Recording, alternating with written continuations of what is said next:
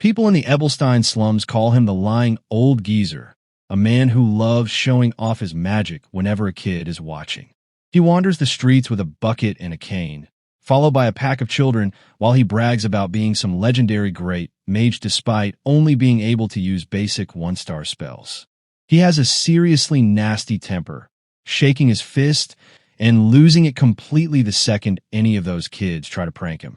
Derrick watches the old man's outbursts from the shadows of an alleyway, reflecting on how he actually learned everything he knows from him. There wasn't some grand, heroic reason for them to team up. While they sat by the campfire, it was simple.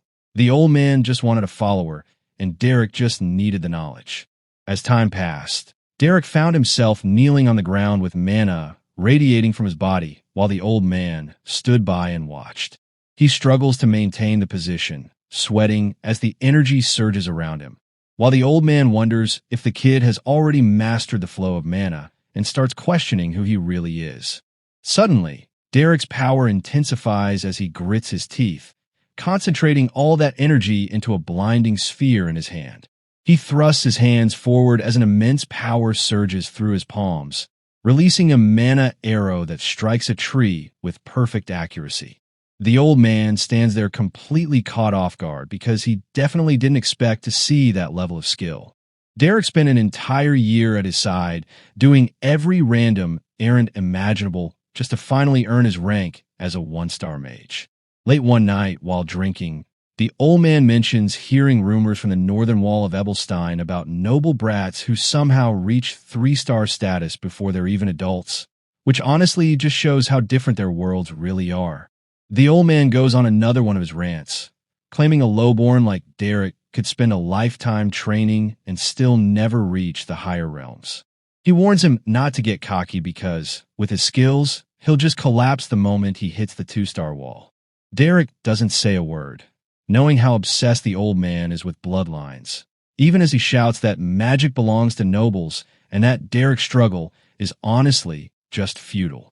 It's like he's trying to drill the idea of an insurmountable wall into Derrick's head, probably because he's projecting everything he never managed to achieve himself. That night feels like it drags on forever. Derrick sits by the fire while the old man rests nearby, listening to the rain fall over the trees. But when Derrick returns the next day, everything changes. He finds the old man dead, and looking at the body, he realizes the man was brutally beaten and covered in bruises.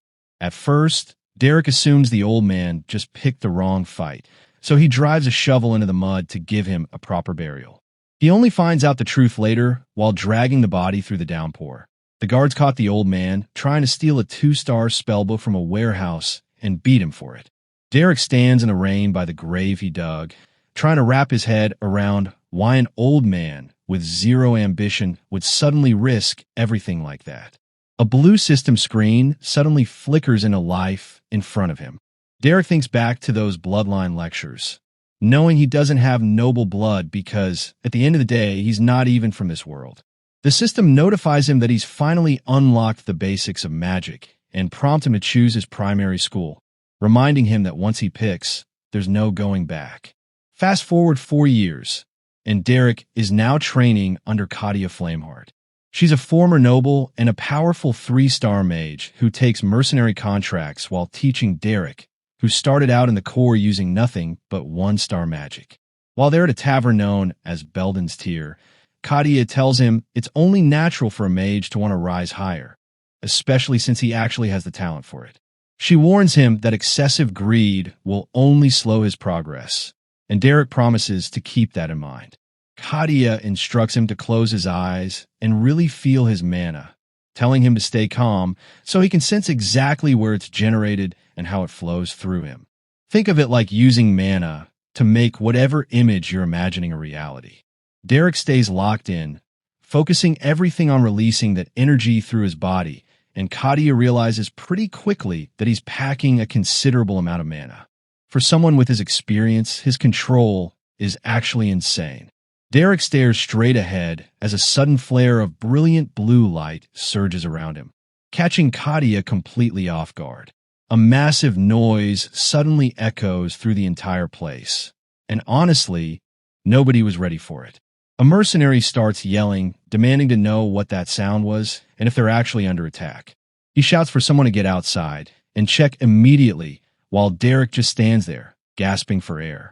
Kadia doesn't waste a second, firmly grabbing Derrick's arm to pull him away. He's completely shocked and calls out to his master, but she tells him to keep his mouth shut and just follow her. The guards are spiraling, convinced they just heard an explosion and insisting the group searches every inch of the area.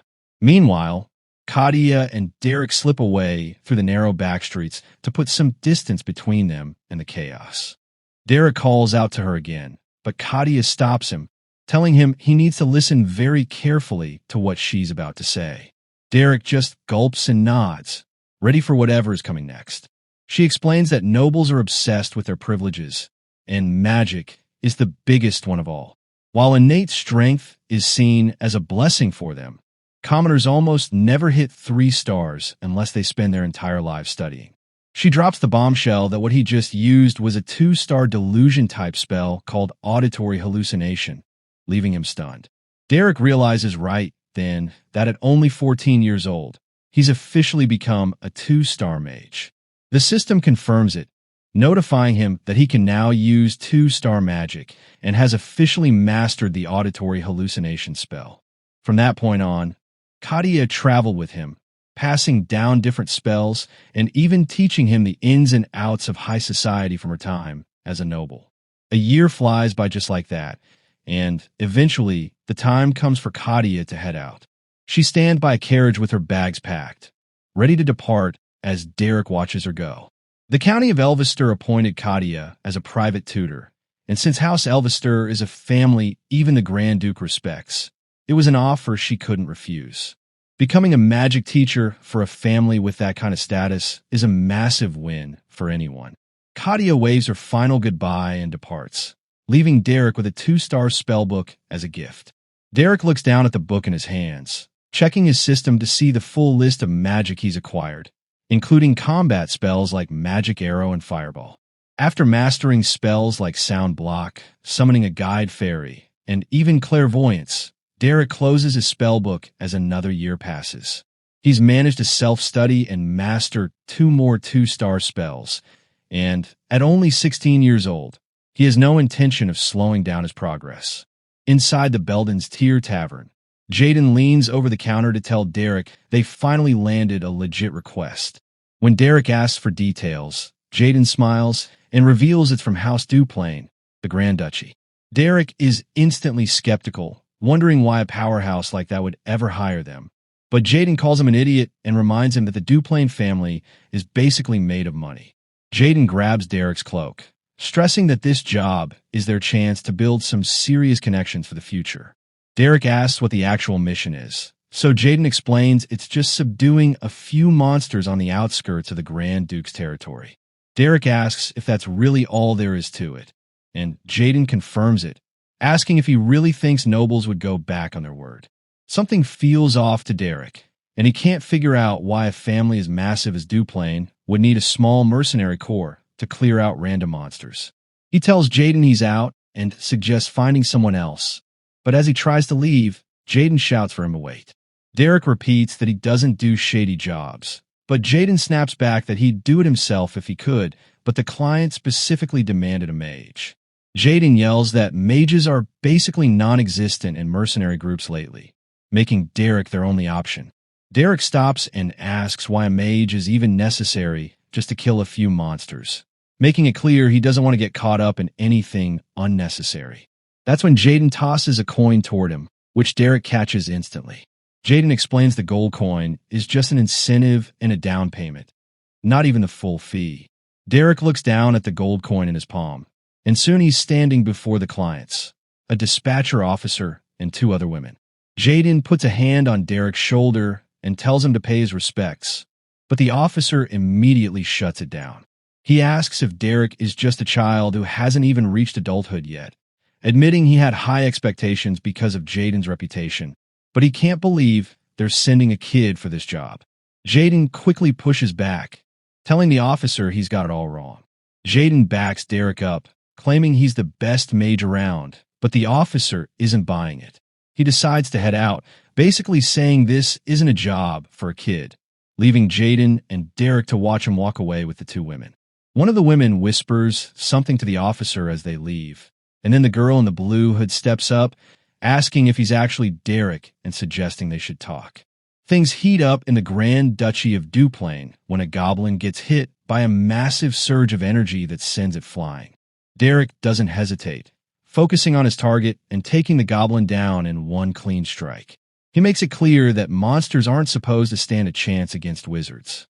When another goblin swings its axe, Derrick easily dodges the strike and drives his blade deep into its chest, watching as it takes its last breath. With the energy still crackling around him, Derrick tells the dispatcher officer that the job is finished. The officer is impressed, and the hooded girl can't believe how fast he handled that many monsters. Later at the tavern known as Belden's Tier, Pelline starts making a scene, yelling at Derrick and asking if he's become some noble's dog. Jaden tries to get her to chill out for the sake of the customers, but she's not having it, insisting commoners shouldn't sell their pride like that. Jaden brings up the pay, and Pelline demands to know exactly how much it costs for him to crawl for a noble. Jaden corrects her, saying the job isn't nearly as degrading as she's making it sound. When she guesses the pay is a single silver, Jaden just smirks, and once she realizes it's actually a gold coin, her entire attitude flips. Suddenly, she's begging Jaden to let her join in too, though he tells her shut up and reminds her that's not how any of this works. After Pelline finally passes out at the table, Jaden asks Derrick how the mission actually went. Derrick brushes it off as nothing special, just some goblins, but Jaden is more curious about the clients. He admits their first impression was sketchy, but asks if they at least have the money. Derrick confirms they've got the cash, but he drops a bombshell. All three of them were lying. Jaden's shocked, and Derrick begins to explain that the noble dispatch officer wasn't being straight with them. Derrick keeps thinking about how their client claimed to be seeking youth and stamina when they clearly lacked both, especially that woman calling herself a scullery maid. Her hands were way too clean for someone doing manual labor. But as he starts to bring up the trainee inspector, Jaden calls out to him. Jaden tells him to look down and reminds him that they're just mercenaries who don't need to dig into their clients' lives as long as they get paid. Derrick has to admit he's right, considering they're in the wild, where making a living is the only thing that actually matters and everything else is irrelevant. By the next day, at the Grand Duchy of Duplane, Derrick and Jaden are standing in a field littered with defeated goblins. Derrick announces that everything is taken care of and that it'll be a long time before any more goblins show up around there. Dila praises their work, so Jaden asks how they're handling the rest of the payment. Dila hands over 2 gold coins, and Jaden is so hyped he starts messing with Derrick's hair while showing off the money. Derrick stays completely nonchalant through the whole thing, suggesting they put the coins away so they can finally talk. Suddenly, Dila clears his throat to get their attention back on him. Dila tells Derrick he really values his skills and asks if he can handle a new request, which honestly catches both Jaden and Derrick off guard. The stakes get even higher when Dila offers 15 gold coins for the job, leaving Jaden completely floored by the amount. When Dila asks if he's in, Derrick doesn't hesitate and accepts the offer on the spot. As their carriage arrives at the Grand Duchy of Duplane, Jaden takes one look at the estate and admits he's impressed by where the Grand Duke actually lives. Dila tries to start a formal introduction, but Jaden tells him to drop the act since they've already met several times and should just talk naturally. Dila officially introduces himself as the Grand Steward serving Grand Duke Duplane, apologizing for hiding his true status for work reasons. Jaden is visibly flustered by the revelation, especially when Katarina reveals she's actually the head maid of the Grand Duchy. Jaden can't believe he's standing with people of such high rank and introduces himself as the captain of the Belden Mercenary Corps. Derrick puts the pieces together, realizing Dila and Katarina are the Grand Steward and head maid, which is a massive jump from the cover story they used. Just then, Aisline steps out of the carriage. Jaden is completely speechless as she removes her scarf and reveals her identity. She introduces herself as Aisline Eleanor Duplane, the eldest daughter of the house, and makes a direct offer. She wants to appoint Derrick as the magic tutor for her younger sister, Dila. Derrick just stands there in silence, trying to process the fact that he's actually being asked to tutor a noble lady. Inside the Duplane residence, the doors are thrown open as Rhaeg storms in, shouting for Grand Duke Duplane and Valerian to see what's happening.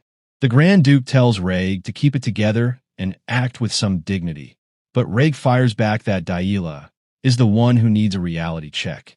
He claims she's gone way too far this time, and is even laying hands on the staff he hired, while a nearby maid weeps from the encounter. Valerian tells Rhaeg to pipe down since they're in the middle of a serious conversation, but Rhaeg won't stop, pointing out that 10 servants quit just last month because she keeps smashing everything in sight. He leans over the desk, asking the Grand Duke how long he's going to ignore that thug's behavior until Valerian finally snaps and tells him that's enough. Rhaeg tries to convince the Grand Duke that since they have a talented Eisline, they can finally afford to cut Dila loose, considering she's basically a good-for-nothing. Grand Duke Duplane isn't having it, making it clear that Rhaeg is way out of line, and this isn't his decision to make.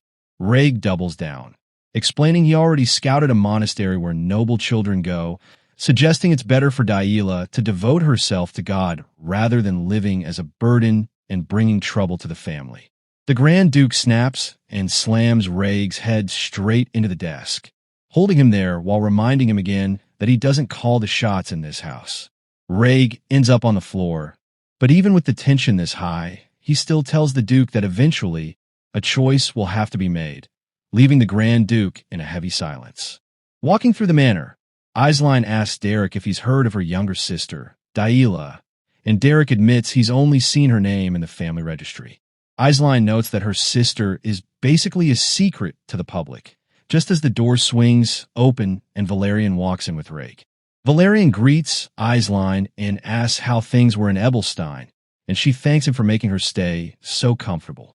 Valerian cuts the small talk short because Rhaeg is clearly injured, suggesting they talk later, which Eisline understands. Derrick watches them walk away, noticing how Rhaeg is clutching his head while a maid nearby is literally sobbing into her hands, which tells him everything he needs to know about the vibe in this house. A bit later, Derrick and Eisline meet with Grand Duke Duplane, who says he's glad she's back safe from Ebelstein. Eisline introduces Derrick as the magic tutor who's going to be in charge of Dila, and while the Duke acknowledges him, the energy in the room is definitely off. Sensing he's busy, Eisline tries to leave with Derrick, but the Grand Duke stops them and orders Derrick to stay behind alone. Derrick watches her leave and waits in silence as the Duke keeps writing, eventually noting how young Derrick looks and asking if he's really only 16. Derrick confirms his age, so the Duke finally gets to the point and asks if he can actually handle magic, which Derrick naturally says he can. Grand Duke Duplane chuckles to himself after hearing about Derrick's supposed one-star magic, advising him that there's no reason to lie and that humility isn't always the flex he thinks it is. Derrick stays silent, realizing his humble act won't work on a 5-star mage, so he bows and apologizes for any perceived disrespect. Duplane brushes it off, explaining he understands why Derrick carries himself that way since being too talented can eventually backfire. Duplane remarks that Derrick's age and attire don't exactly scream magic tutor, leading Derrick to admit he's actually a mercenary.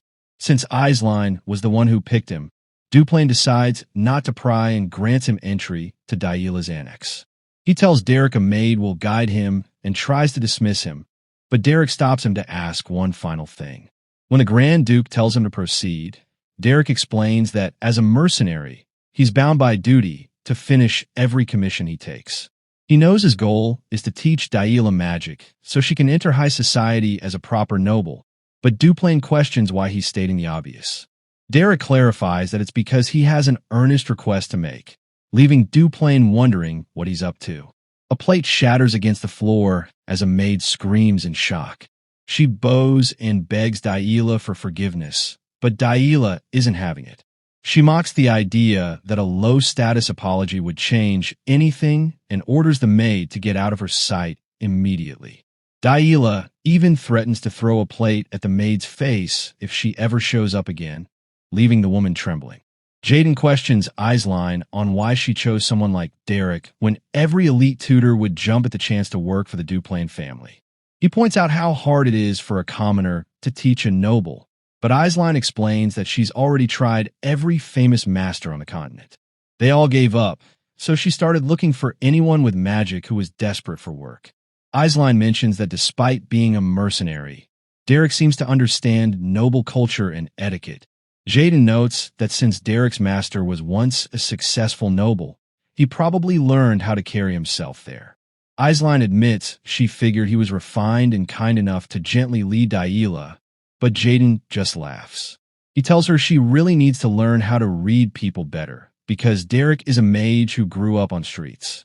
Derrick doesn't sugarcoat his past as a mercenary, asking Eisline if she honestly believes someone from the streets survives on nothing but refinement and kindness. Eisline has no answer for that. Derrick heads down the hallway with Dila and a maid in tow, stopping right in front of the massive double doors.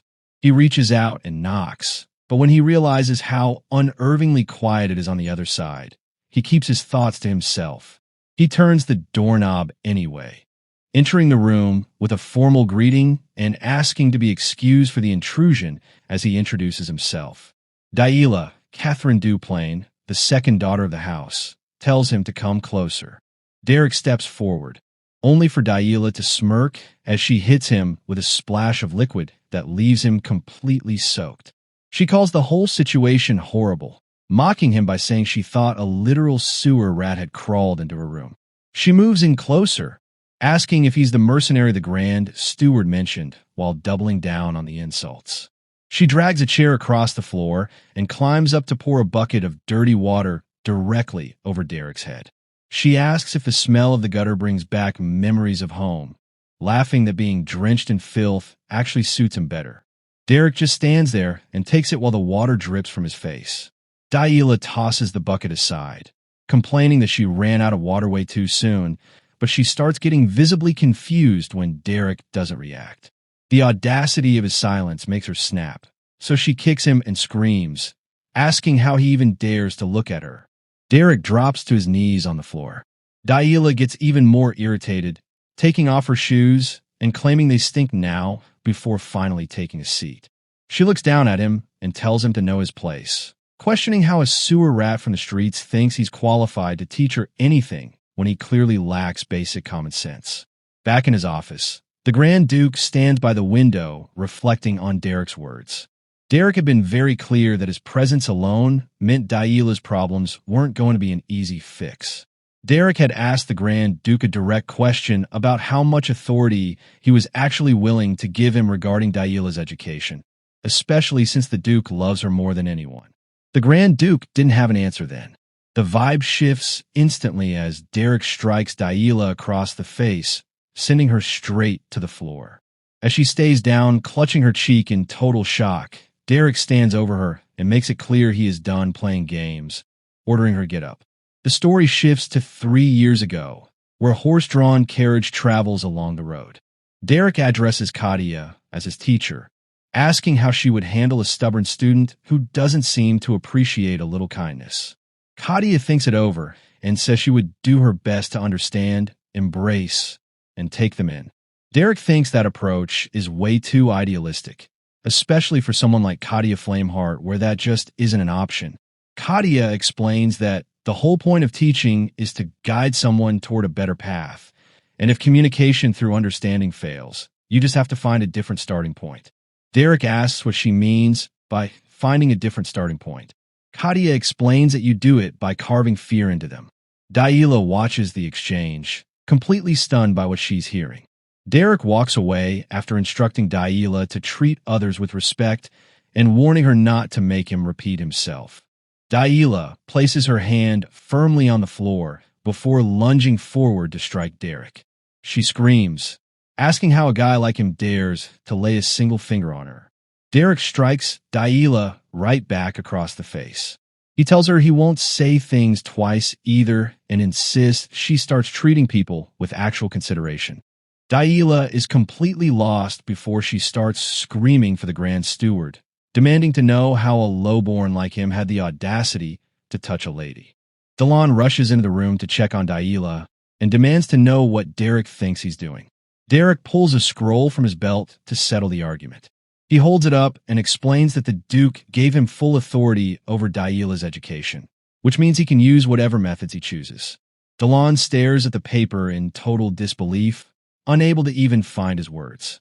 Dila watches the whole thing unfold as the reality sets in. Reg tries to hold Valerian back as they both hurry through the hallway. The doors fly open and Valerian shouts, demanding to know if this mercenary is really the one responsible. Derrick doesn't say a word, just sitting there quietly with his book. Valerian lunges at him, yelling about how he dared to put his hands on Dila. Reg tries to restrain him and begs him to put it down so they can actually talk. Derrick calmly states that the Duke gave him permission for everything he's done. Valerian grabs him by the shirt in a rage. Reg steps in to remind Valerian that Derrick is Eisline's guest, and since their father approved this, he's only going to hurt Eisline's reputation by making a scene. Valerian orders Derrick to come with him and tells Reg to mind his own business as he leads him away. Reg puts a hand on Derrick's shoulder and admits he heard what happened, acknowledging that Dila probably needed that wake-up call. Reg mentions that she needed a serious reality check before she finally came to her senses, then assures Derrick that Valerian isn't going to take things too far. Derrick just gives a quiet nod, accepting the explanation for now.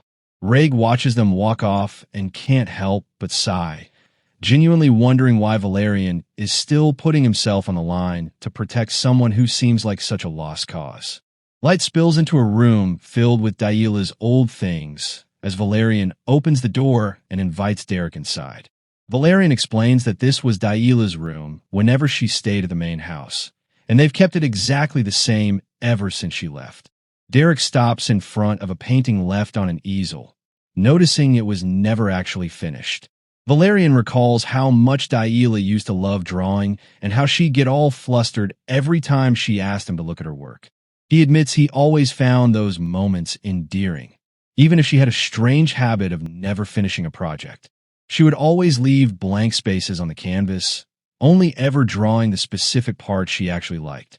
Valerian eventually apologizes for getting so worked up and emotional earlier, but Derrick tells him it's really not a big deal and to not even worry about it.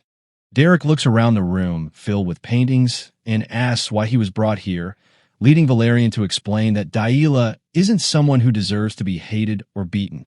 Valerian notes that at some point she became obsessed with her bloodline and was eventually driven out of the main house to be locked away in the annex, though he honestly has no clue what turned her into that. Valerian insists they have to stop her from being sent to the monastery, because if she learns even basic one-star magic, she might be able to persuade their father to let her stay. He places his hands on Derrick's shoulders and begs him to save her, but Derrick tells him to wait as he examines a book. Looking at the notes written in the margins, Derrick realizes she hasn't completely given up on magic yet. He asks if these are all theory books from the School of Regulations, and Valerian confirms that's where nobles usually learn. Derrick closes the book with a firm grip, hands it back, and decides he's going to give it a shot. While Dila is sleeping soundly in her bed, a bucket of water is tipped over, and she screams as the cold water drenches her.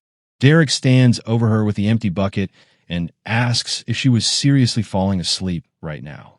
Dila asks what is happening and if he's out of his mind, but Derrick just grabs her arm and tells her she needs to come with him. Dila yells for him to let go, asking how he dares touch her, but Derrick just drags her through the mansion hallway anyway. She yells in pain and demands he release her. Derrick ignores them and continues to pull Dila along as they walk across the grass outside the estate. He grips her arm until she falls toward the ground, making her let out a loud scream.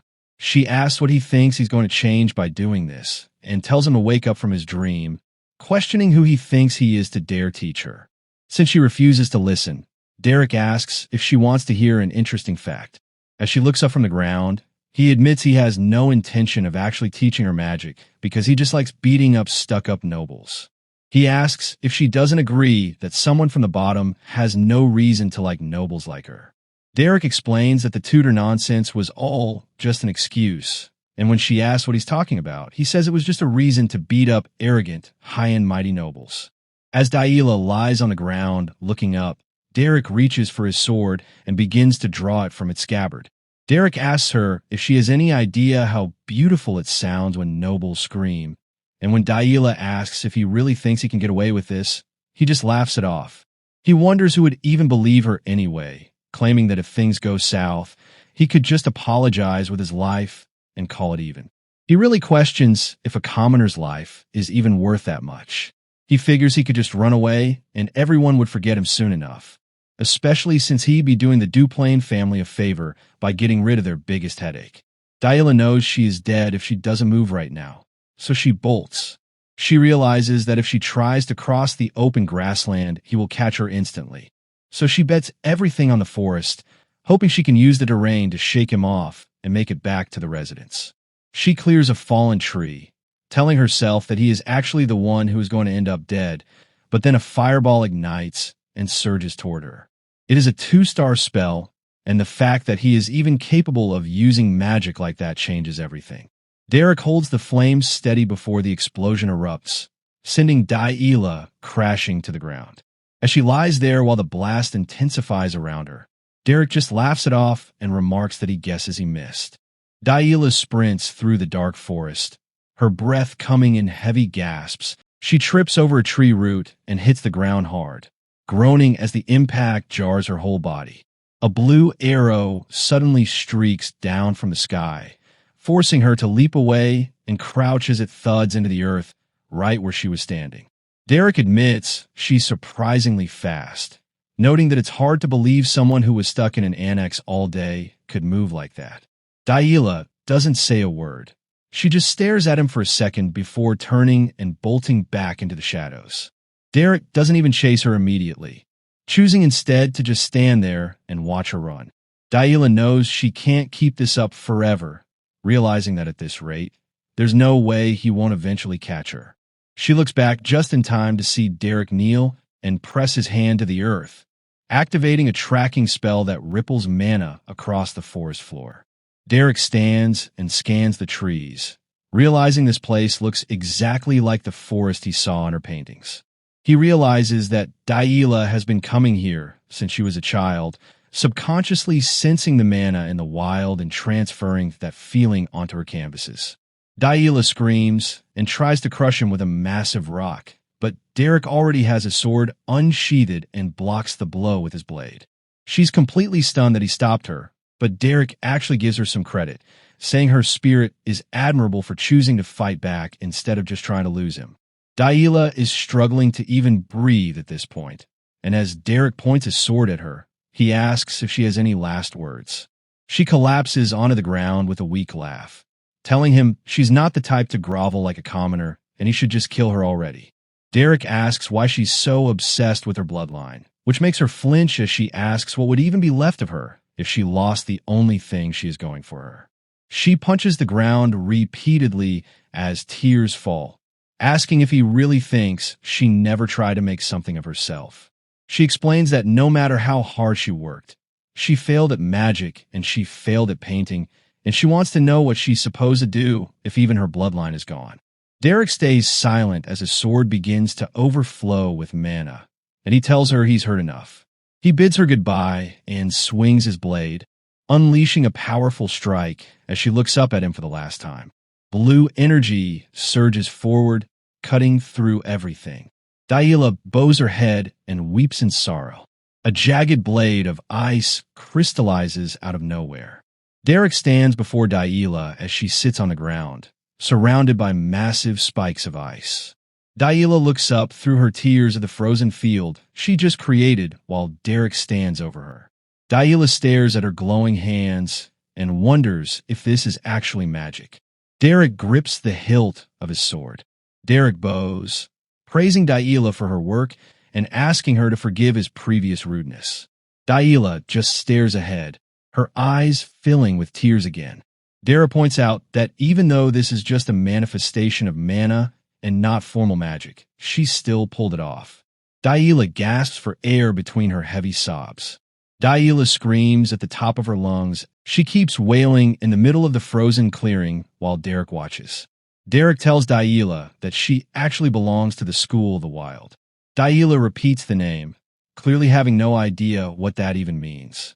Derrick explains that most nobles are taught the school of regulations, staying focused on his task as he talks. He notes that while every school of magic is the same at its core, the way you actually master is completely different. Since she is from the school of the wild, try to learn through noble theories was always going to be a total disaster. Derrick compares her situation to trying to force herself into clothes that would not even fit her body, rather than just wearing ones that are a bit tight. Dila asks him how he could possibly know that about her. Derrick reveals that he saw the drawing she made. He explains that she has been feeling the mana drifting through nature all along and simply putting it onto the canvas. Derrick explains that mages born with the temperament of the school of the wild are basically built different, usually sensing the mana in nature from the time they're kids. He watches Dila closely to see how she handles the power flowing through her while she stays quiet, processing what it's like to actually feel her own mana for the first time. Derrick finally cuts the tension by telling her that's enough for now and that she should be able to walk on her own. As she gets to her feet, Dila realizes the sensation isn't bad at all, and she realizes that with this much mana, she can finally move, though this is really just the beginning. He lets her know that starting tomorrow, he's going to teach her how to manifest that power naturally. Dila calls out his name to stop him in his tracks, looking away as she manages to offer him a small word of thanks. He has no idea what's coming next, but for now, he just tells her it's time to head out.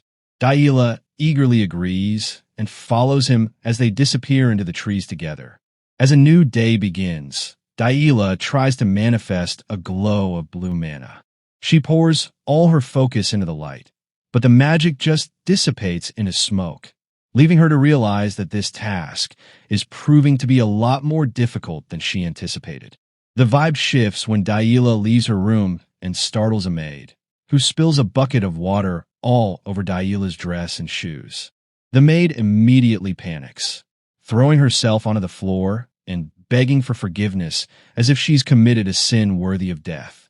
Dila doesn't even react, simply walking past her and telling her to watch where she's going.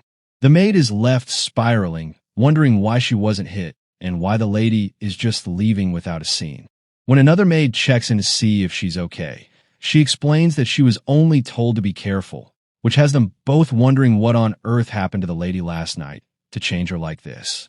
Derrick is sound asleep until Dila starts shouting his name, forcing him to wake up with a groan.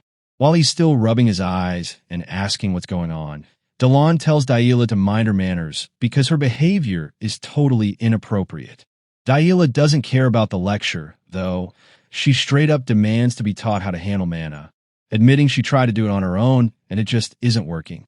Duplane can barely process what's happening, wondering if Dila actually just manifested mana for real.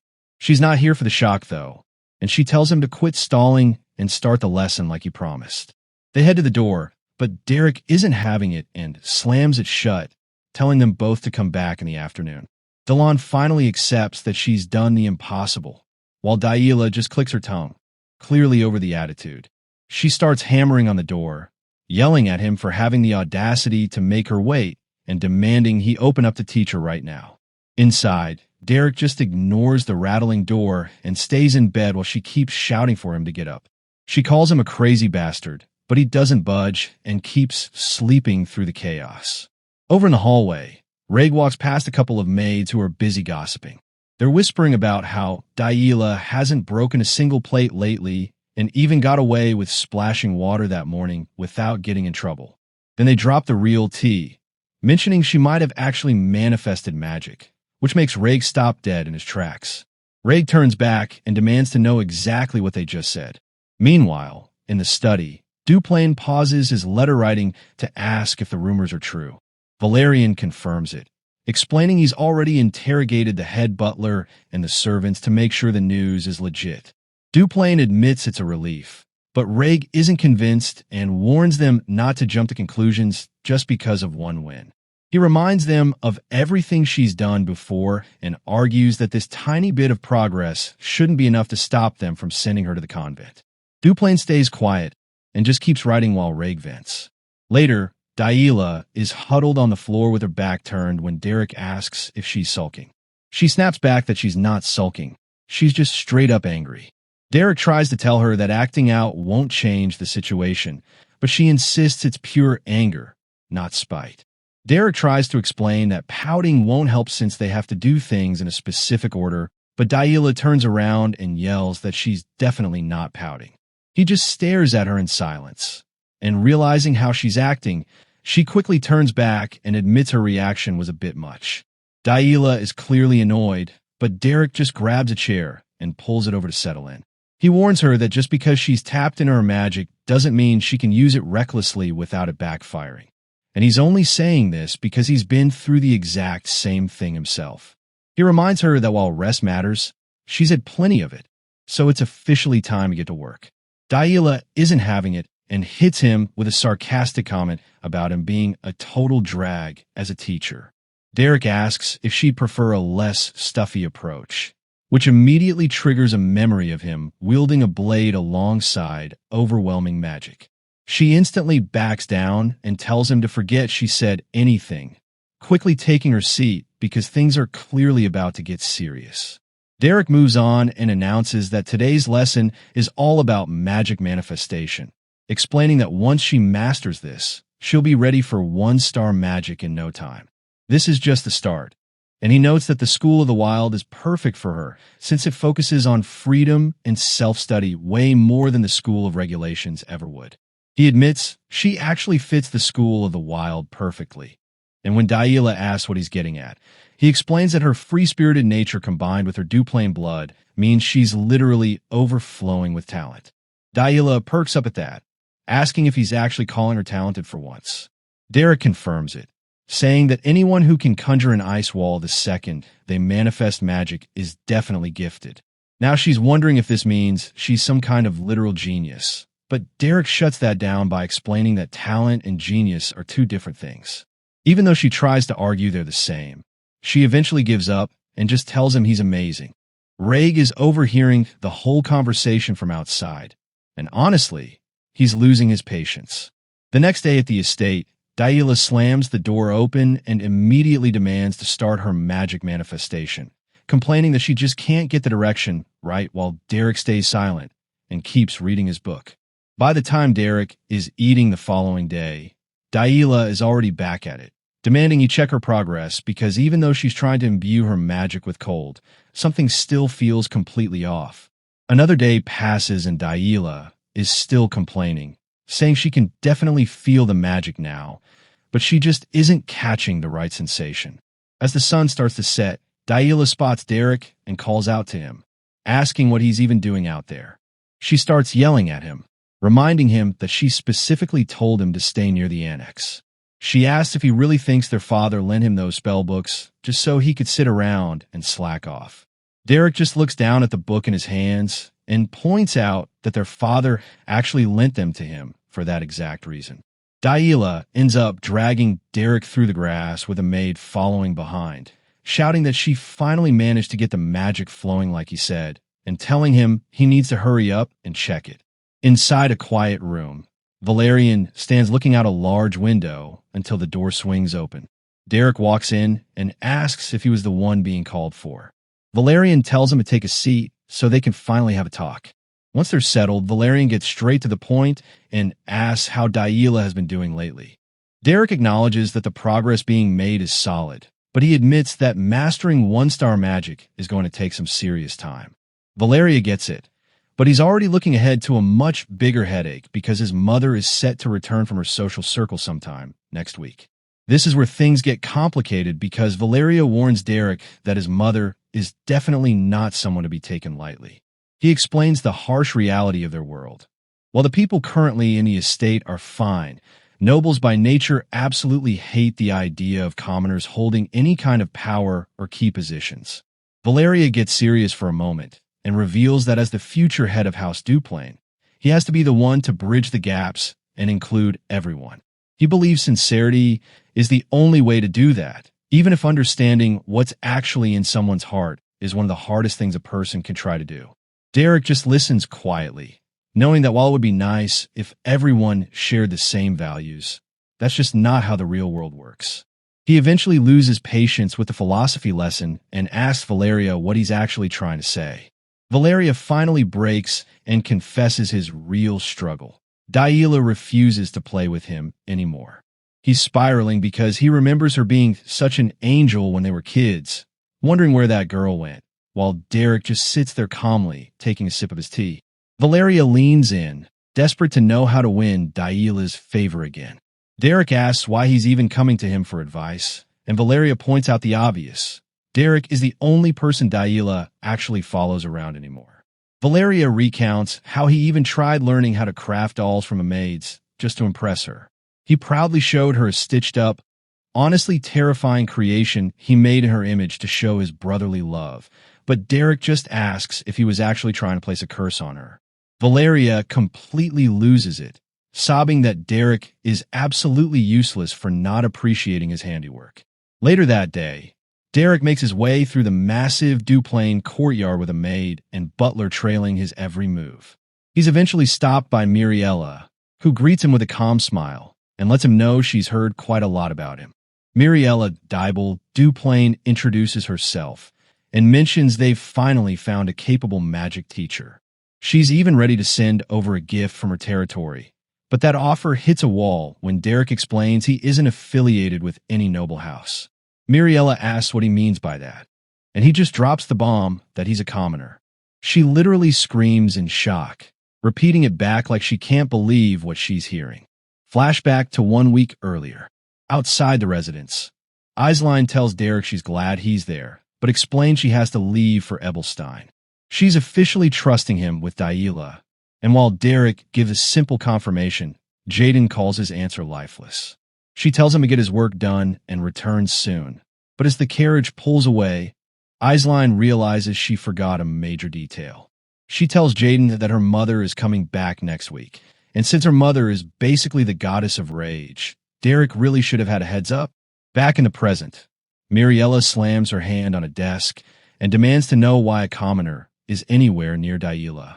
The Grand Duke tells her to pipe down, but she's way too worked up over their youngest daughter to listen.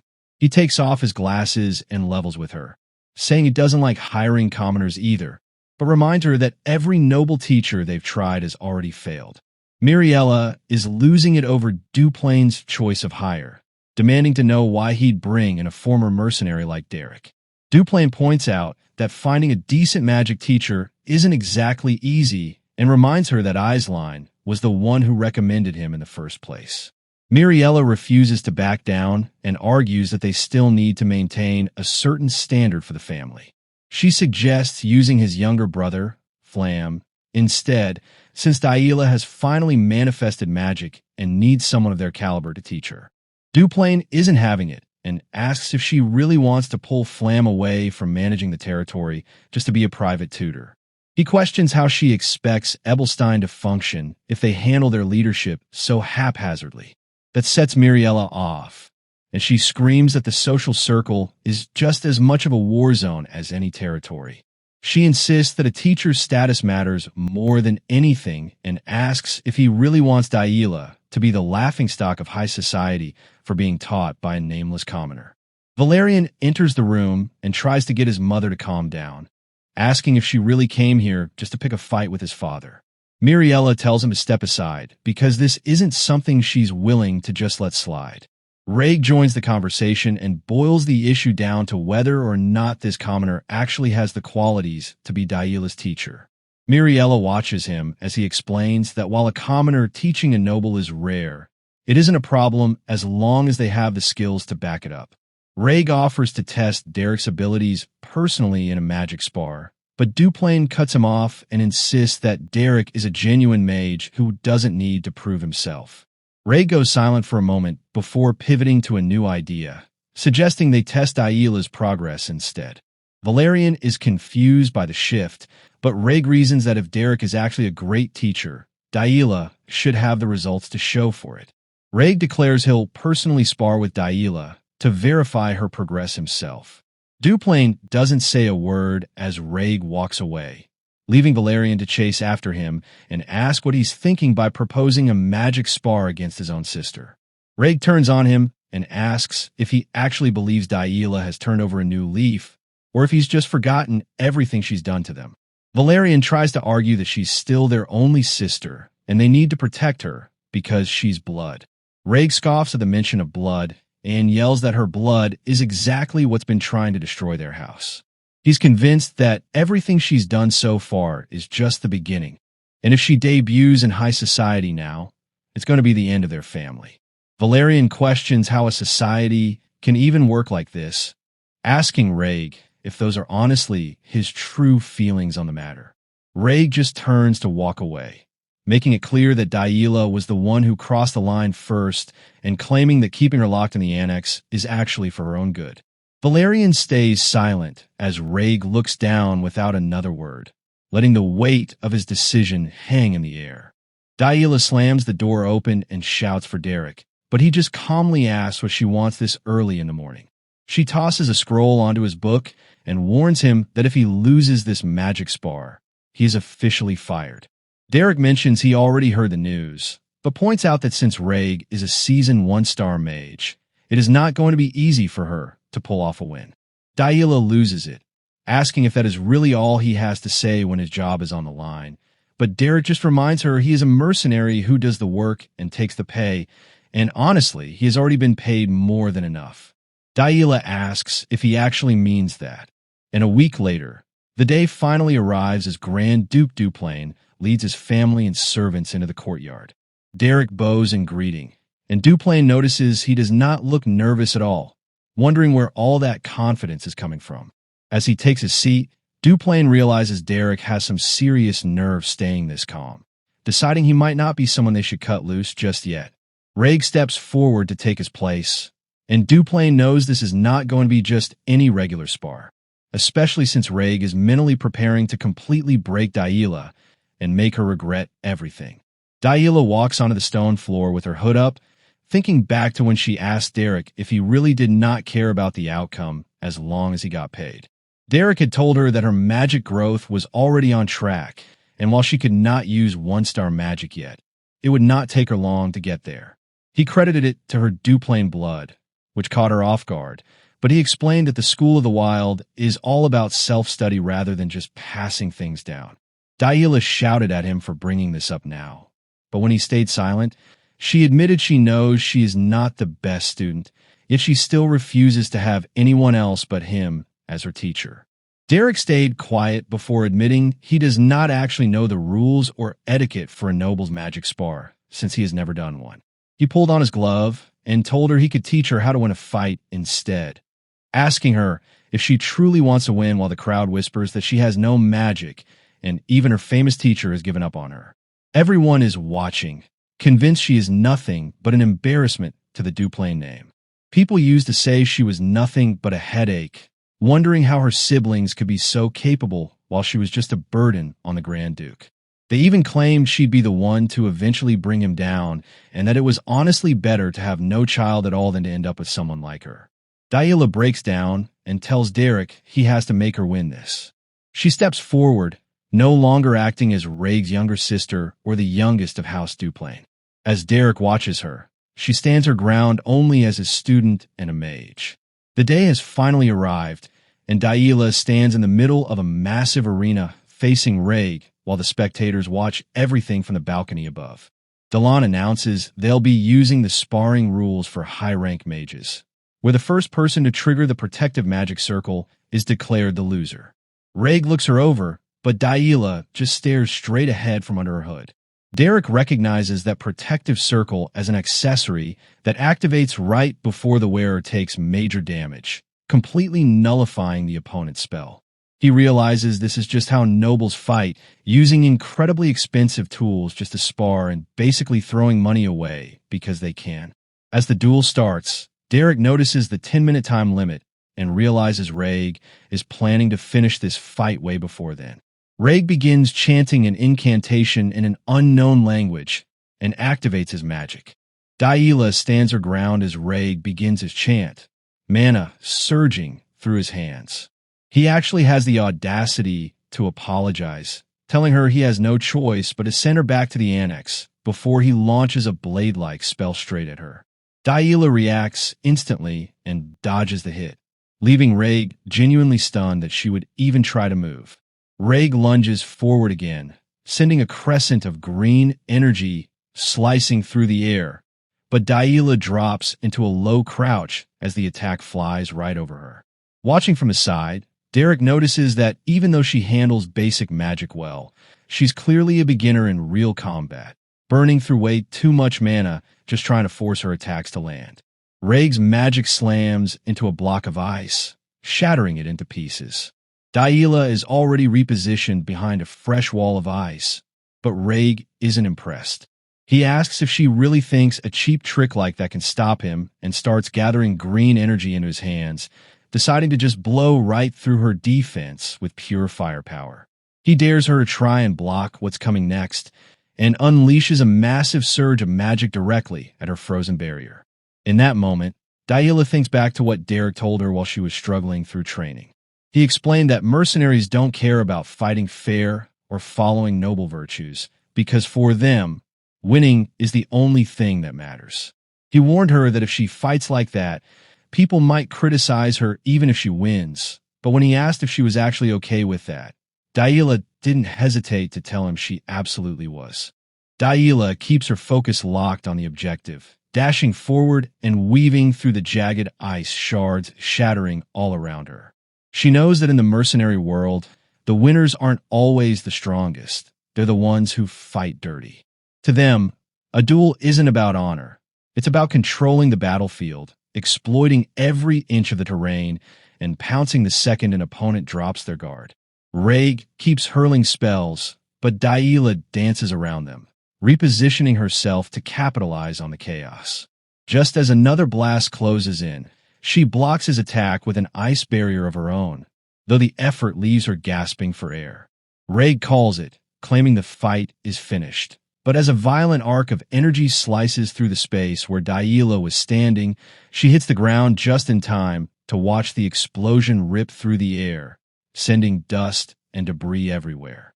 Miriella screams Dila's name from the balcony, panicked and desperate for Dila to call off the spar, but Duplane shuts her down immediately. He tells her to sit back down, calmly pointing out that the match isn't over because General Pelham's magic circle never actually activated. His gaze shifts to Derrick, who sits alone on a nearby bench, completely unbothered, as if he knew Dila was capable of this all along. Rhaeg steps forward, confused and frustrated. He knows that attack should have landed, and he's scrambling to figure out where she went and why his trap failed. Suddenly, the floorboards erupt, and a massive shard of blue ice slams into him, sending him plummeting downward. He's reeling, realizing too late that the real attack was coming from beneath the platform. He frantically tries to argue the rules of the Kelbram Salon, insisting that being shoved off the stage shouldn't count as a loss, but Dila just shakes his head. Rhaeg realizes with a jolt that no one ever expected someone to use such a petty trick in a noble magic spar. Before he can recover, more shards of ice burst through the floor, and he's forced into a desperate retreat, completely unable to track Dila's movements. He dodges an attack, suddenly realizing she only needs to land one hit to end the match. He dives out of the way, thinking this is less of a polite spar and more of a total brawl, before shouting Dila's name toward the dust. She crouches in the middle of a crater she just carved into the floor, looking up with a glare that is honestly terrifying. He freezes, recognizing that intensity in her eyes from somewhere else. It hits him that her calm, calculated focus is exactly like the look Derrick gets right before he snaps. He glances over to the bench where Derrick is sitting, realizing Dila didn't come up with this ruthless strategy on her own, and he curses Derrick for turning this into such a scheme. He reaches up, rips the collar of his cloak off, and tosses it aside. Since they want to play dirty, he decides he'll play along and see exactly how far they're willing to take this. Rhaeg stands his ground, fully prepared to throw hands.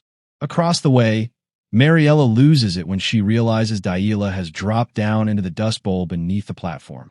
She immediately orders Duplane to call off the fight, but he shuts her down, pointing out that no rules have been broken and suggesting she just keep watching. Down in the dust, Dila waits for the next move, but she suddenly stops and shifts her focus, tracking the way the mana is flowing. Rhaeg starts an incantation, but his confidence shatters in an instant when ice shards erupt from the ground and slam into him. He grunts in pain, finally catching on that Dila is targeting his feet every time he tries to cast. He refuses to go out like this, scanning his surroundings until he spots a pole nearby. Dila, meanwhile, senses the mana flow go quiet and realizes he's plotting something, so she prepares to strike the second he starts his next spell. Rhaeg scrambles up the flagpole, hauling himself high into the air. He knows he can't cast spells from up here, but he's out of options and decides there's only one way to end this. He extends his hand, channeling a massive, swirling vortex of blue energy that erupts around him, deciding to take out the entire platform without uttering a single word of a chant. The magic arrow hits the pole, and with Derrick now fully locked in, the structure takes the hit and snaps, sending Rhaeg plummeting toward the ground. He repositions himself mid-air just before everything slams into the battlefield with a massive impact. Mariella screams his name, frantic, as Rhaeg crouches on the floor, shielding his mouth from the thick cloud of dust. Through the haze, he spots Dila sprinting out and immediately fires off a magic arrow in her direction. As the projectile streaks toward her, Dila tumbles through the debris, reaching out her hand to manifest her own power with pure, fierce determination. A blue magic arrow streaks through the air, but Dila barely dodges it before sprinting toward Rhaeg. He clearly thinks he has the upper hand at close range, but she catches him off guard, slamming her boot into his chest and sending him flying back. Rhaeg is completely blindsided, clutching his chest in pain as he struggles to catch his breath. Before he can recover, Dila grabs a handful of sand and throws it directly into his face. As he frantically rubs his eyes, Dila makes her move to escape, fully aware that she's out of mana and has to fight dirty just to survive this impossible duel. Rhaeg manages to collect himself, realizing this fight is all about proving Dila's worth, and he decides to give her everything he's got out of respect for her as a sister. In the end, Dila stands her ground while Rhaeg lies defeated on the ground behind her. Dila clutches her head, feeling a drop of blood trickle down her forehead until it drips into a pool, creating ripples that look like ink on a canvas. It's all about the craft. Mana is the paint and the spell is the brush, and you have to pull that raw energy together to create something real. Under the night sky, Derrick raises his hand and lets a wisp of blue mana dance from his finger, showing Dila exactly what magic is. She watches the light in total awe, realizing that the vast, starry sky is nothing compared to the power drifting right in front of them. Dila taps into that familiar, painful surge of mana, remembering Derrick's lesson about using the paint to draw.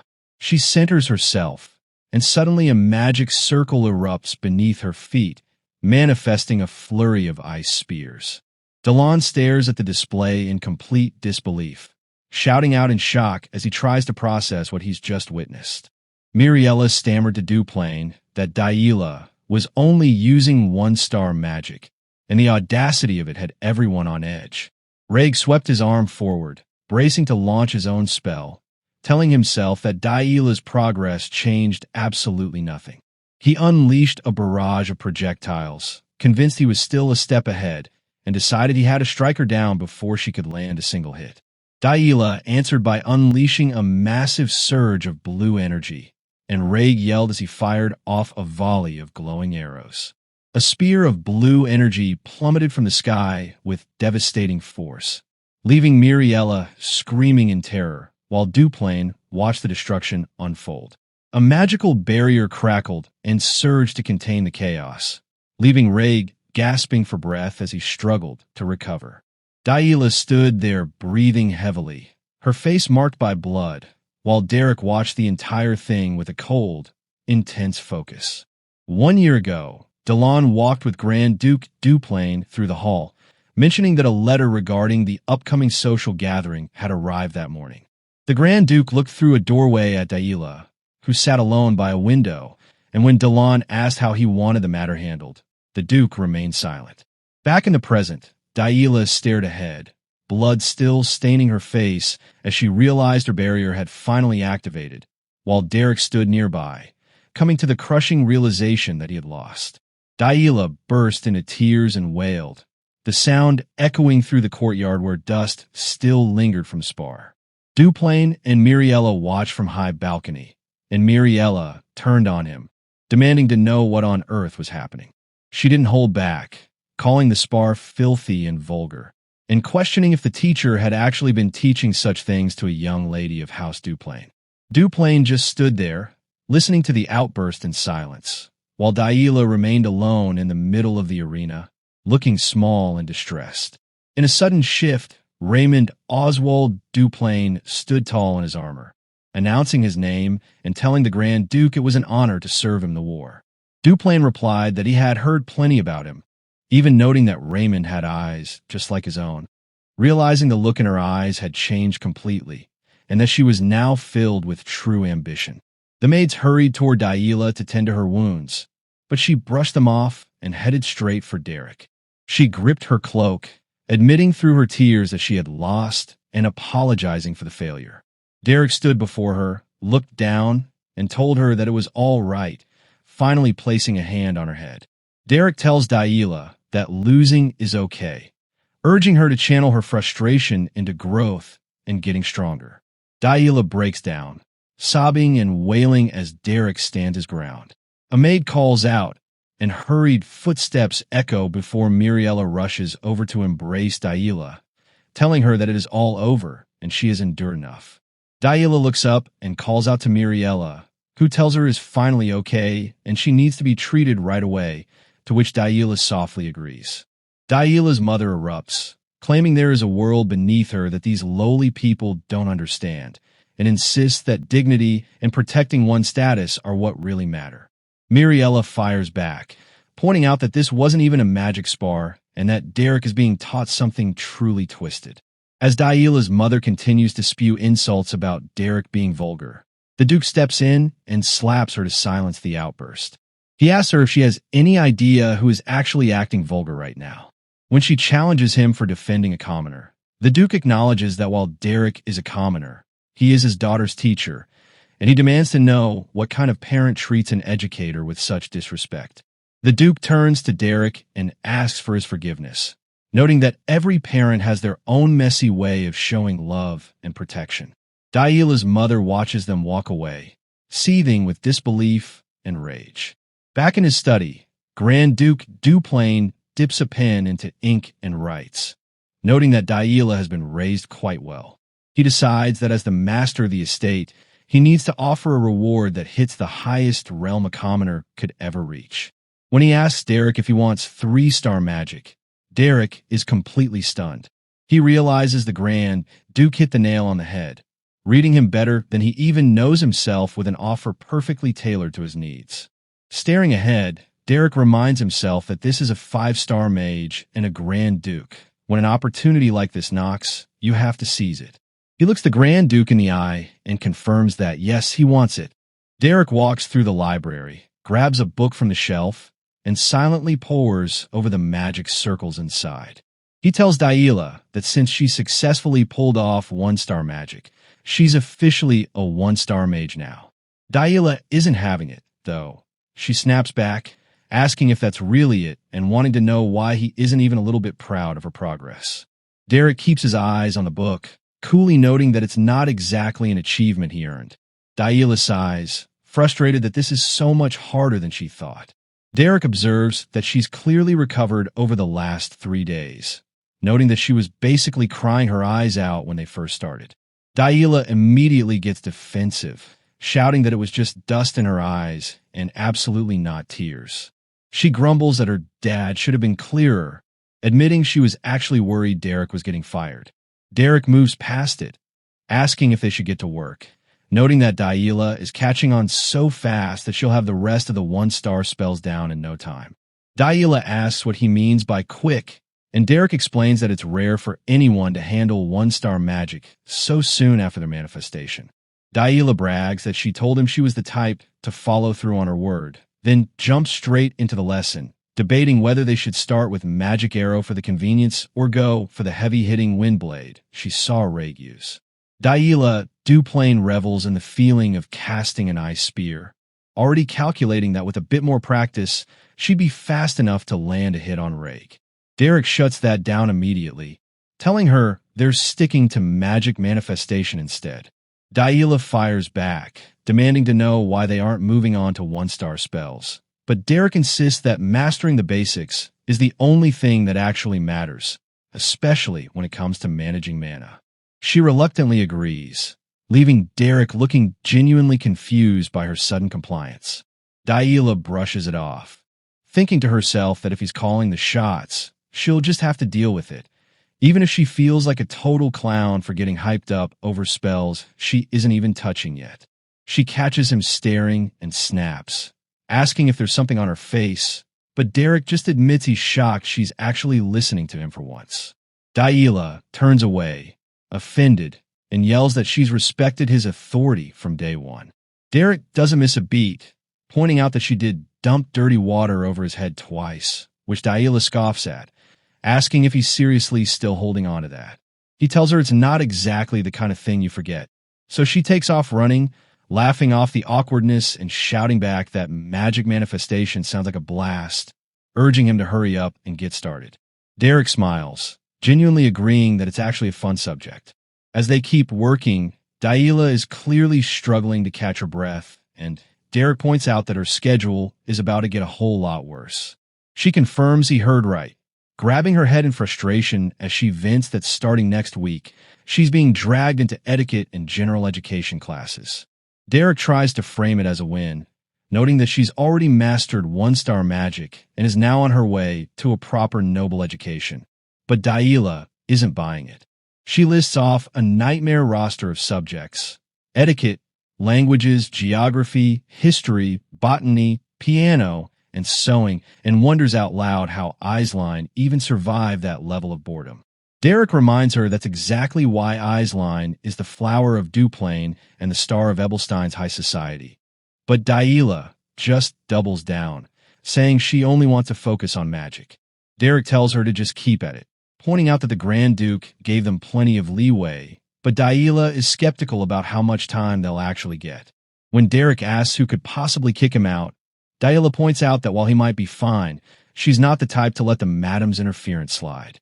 She explains that the madam is likely terrified that learning from him will strip away her noble dignity and turn her into a mercenary, just like him. Derrick dismisses the day's spar as beneath the dignity of any self-respecting noble, leaving Dila to wonder what exactly he's getting at. He cuts straight to the point, telling her that silencing the madam is actually a piece of cake. All she has to do is strip away her excuses. Dila is left to chew on those words while Miriella wanders the estate, honestly questioning how her daughter ended up with such an indecent teacher and mourning for her poor baby every time she pictures him. Derrick isn't backing down, though, ordering Dila to pay attention because this is how things are done in the mercenary world, and she finally accepts him as her mentor. The vibe shifts instantly when Dila hauls a whole boar into the room, causing everyone to lose their minds, while she just laughs it off. Miriella is left clutching her head, wondering what kind of lowlife could possibly be mentoring her daughter, and she resolves to find a way to get rid of him. She is the mistress of this house, after all. She's busy plotting when she catches sight of Dila and decides that even if the world thinks her daughter is childish, she's going to love her anyway. But then she's caught completely off guard because, out of nowhere, Dila is acting like a total lady. Dila explains she couldn't leave the annex while her injuries were being treated, apologizing for missing their chance to catch up properly since she really wanted to talk more. But her piano lessons are cutting the visit short. Mariella just chuckles, letting her know she completely understands. Dila offers a quick bow and starts to head out, mentioning that her general education schedule is honestly super tight today. Mariella stops her for a second to ask about her etiquette lessons, pointing out that she hasn't started those yet and reminding her to get on it by next week. Dila confirms she'll be ready and thanks Mariella for being so considerate. With that, Mariella tells her to hurry up, or she's going to be late for her class. The courtyard goes dead silent as a maid drops her bundle of sticks, and Dila just leans in, asking if she's hurt and telling her not to overwork herself. The maid is so shook she can barely stammer out a response, and Mariella just turns and walks away, leaving them both behind. Over in the Ebelstein Noble District, the Rosia salon is buzzing with energy. Elan admits to Aisline that she was genuinely stressed seeing her looking so weighed down lately. But Aisline brushes it off, saying most of her problems have been sorted out and she's feeling much lighter. Elant breathes a sigh of relief, bringing up those wild rumors about Aisline leaving the Noble District just to play hero for some stranger. Aisline thanks her for the concern, explaining that she had to head out personally to track down a magic teacher for her little sister, Dila. That catches the attention of Denise, who asks if they're talking about Dila, and Aisline confirms it, noting that she's actually seen her sister recently and that she's really starting to act like a proper noble. Aisline points out that she barely recognizes Dila anymore, noting that she has even manifested one-star magic.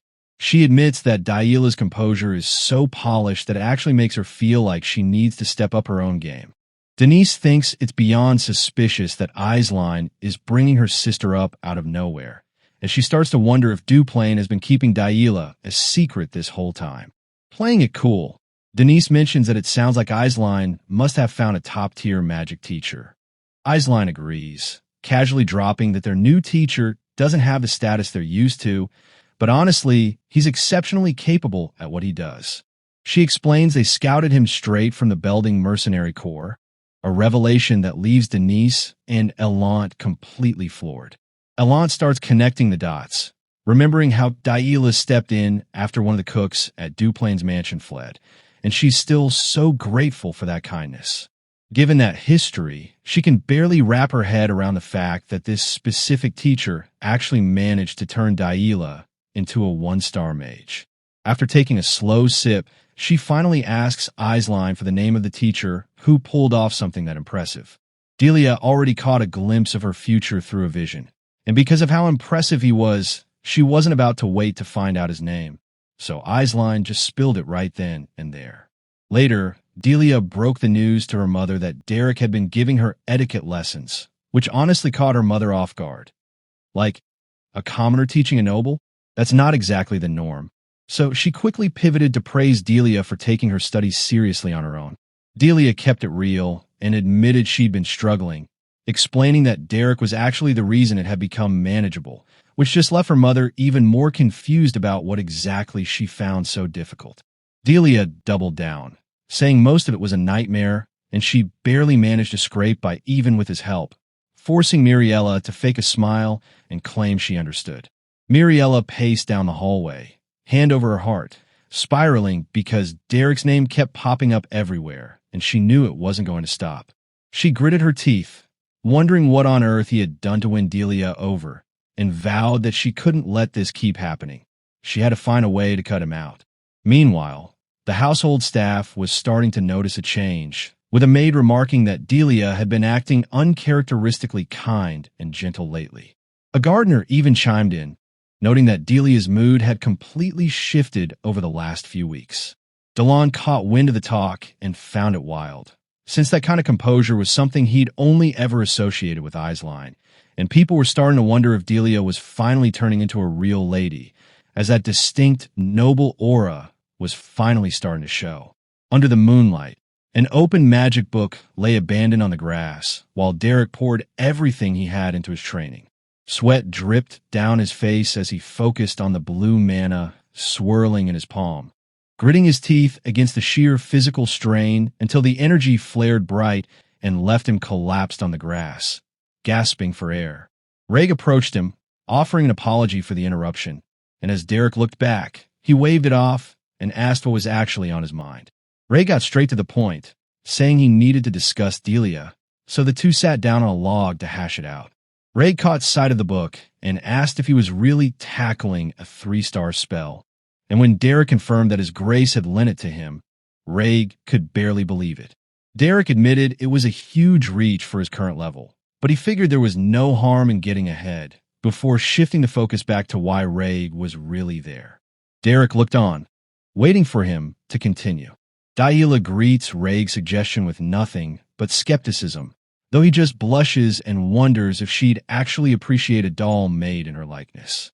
He laughs off the idea of a ragged, terrifying creation with button eyes and a jagged mouth, quickly clarifying that he isn't exactly planning to make it. Derrick chimes in, rightfully agreeing that it wouldn't be very desirable anyway. Sensing the shift, Raig runs a hand through his hair and asks if they should head inside, assuming Derrick is finished with his training, and the two start walking across the grounds together. Raig breaks the silence to tell Derrick how grateful he is, though Derrick doesn't offer a word in return. Undeterred, Raig mentions that the household mood has been surprisingly good lately, pointing out that even Valerian has been focused on managing the territory. He adds that their father seems satisfied, even if he doesn't show it, but Derrick just replies that Ebelstein is impossible to read. Raig laughs, acknowledging that everyone in the mansion would agree on that point.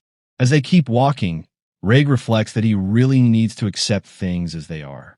He realizes people, especially children, can change, and he wonders if he's been avoiding that truth all along.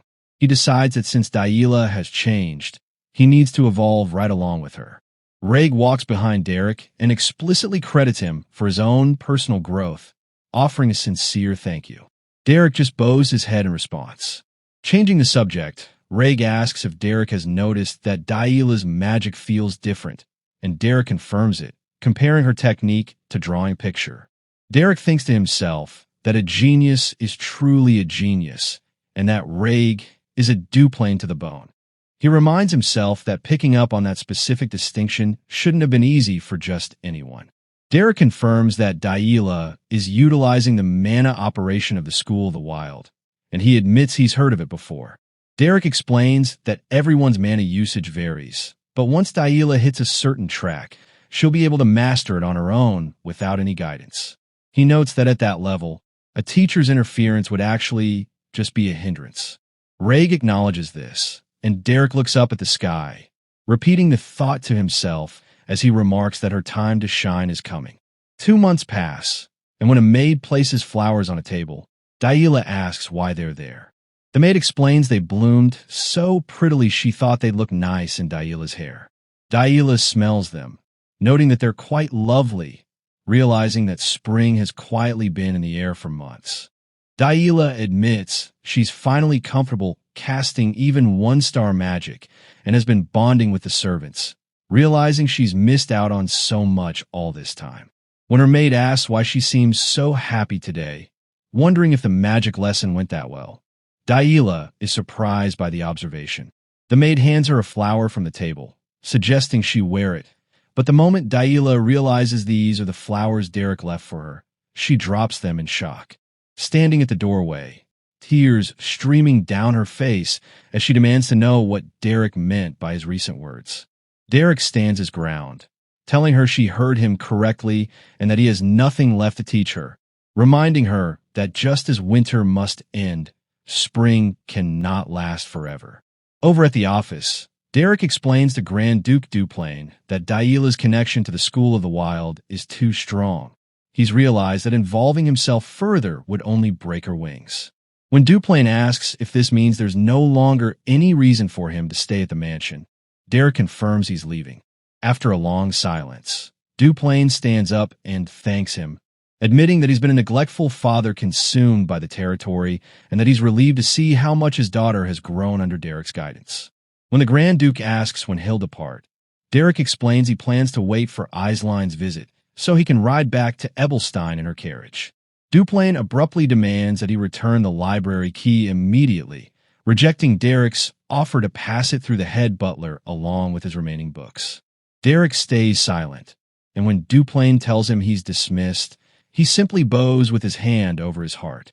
As Derrick walks down the long hallway, Dila intercepts him, pointing out the audacity of him showing up out of nowhere only to leave just as suddenly.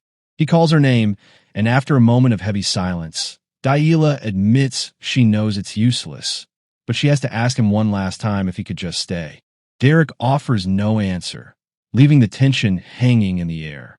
Derrick drops the bomb that he's heading back to his mercenary roots to dive deep into magic.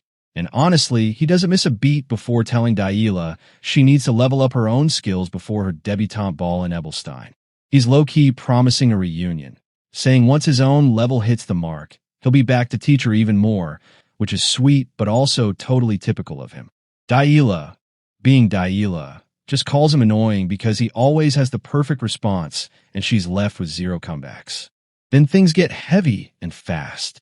Cruel voices start tearing Dila down, calling her useless and incompetent, basically mocking her for having nothing to show for herself besides her family name.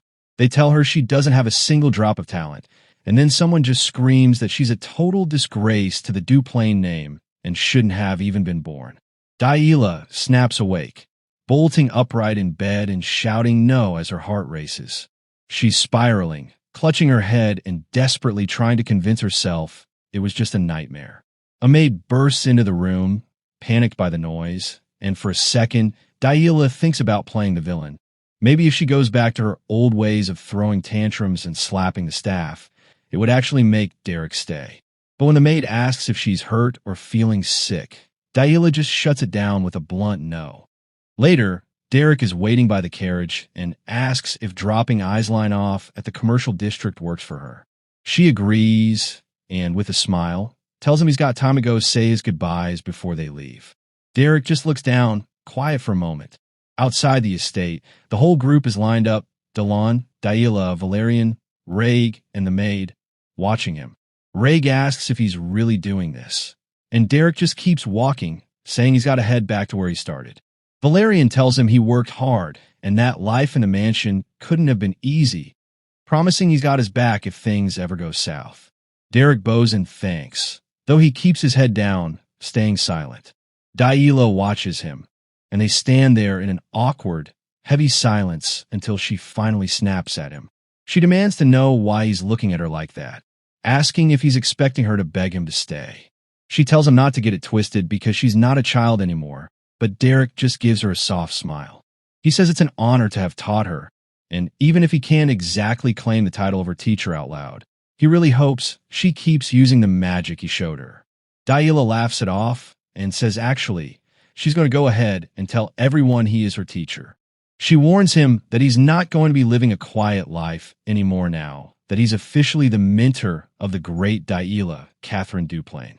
Derrick looks ahead, and Dila stays quiet for a beat before telling him to watch himself. She warns him not to do anything reckless or get himself hurt, and Derrick just nods, agreeing to take care. Derrick told Dila he would be fine and urged her not to overexert herself, but Dila insisted she was an adult perfectly capable of taking care of her own business.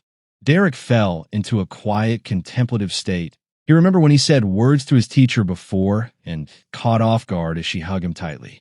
Before they split away, she reminded him to take his words to his heart, and he finally realized what she meant about those words she left before they split from their journey. He suddenly calls Dila. He patted her head and said that she don't need to become an adult so early. Those words touches her soft side, making her tears finally breaks down into her eyes as Derrick leaving.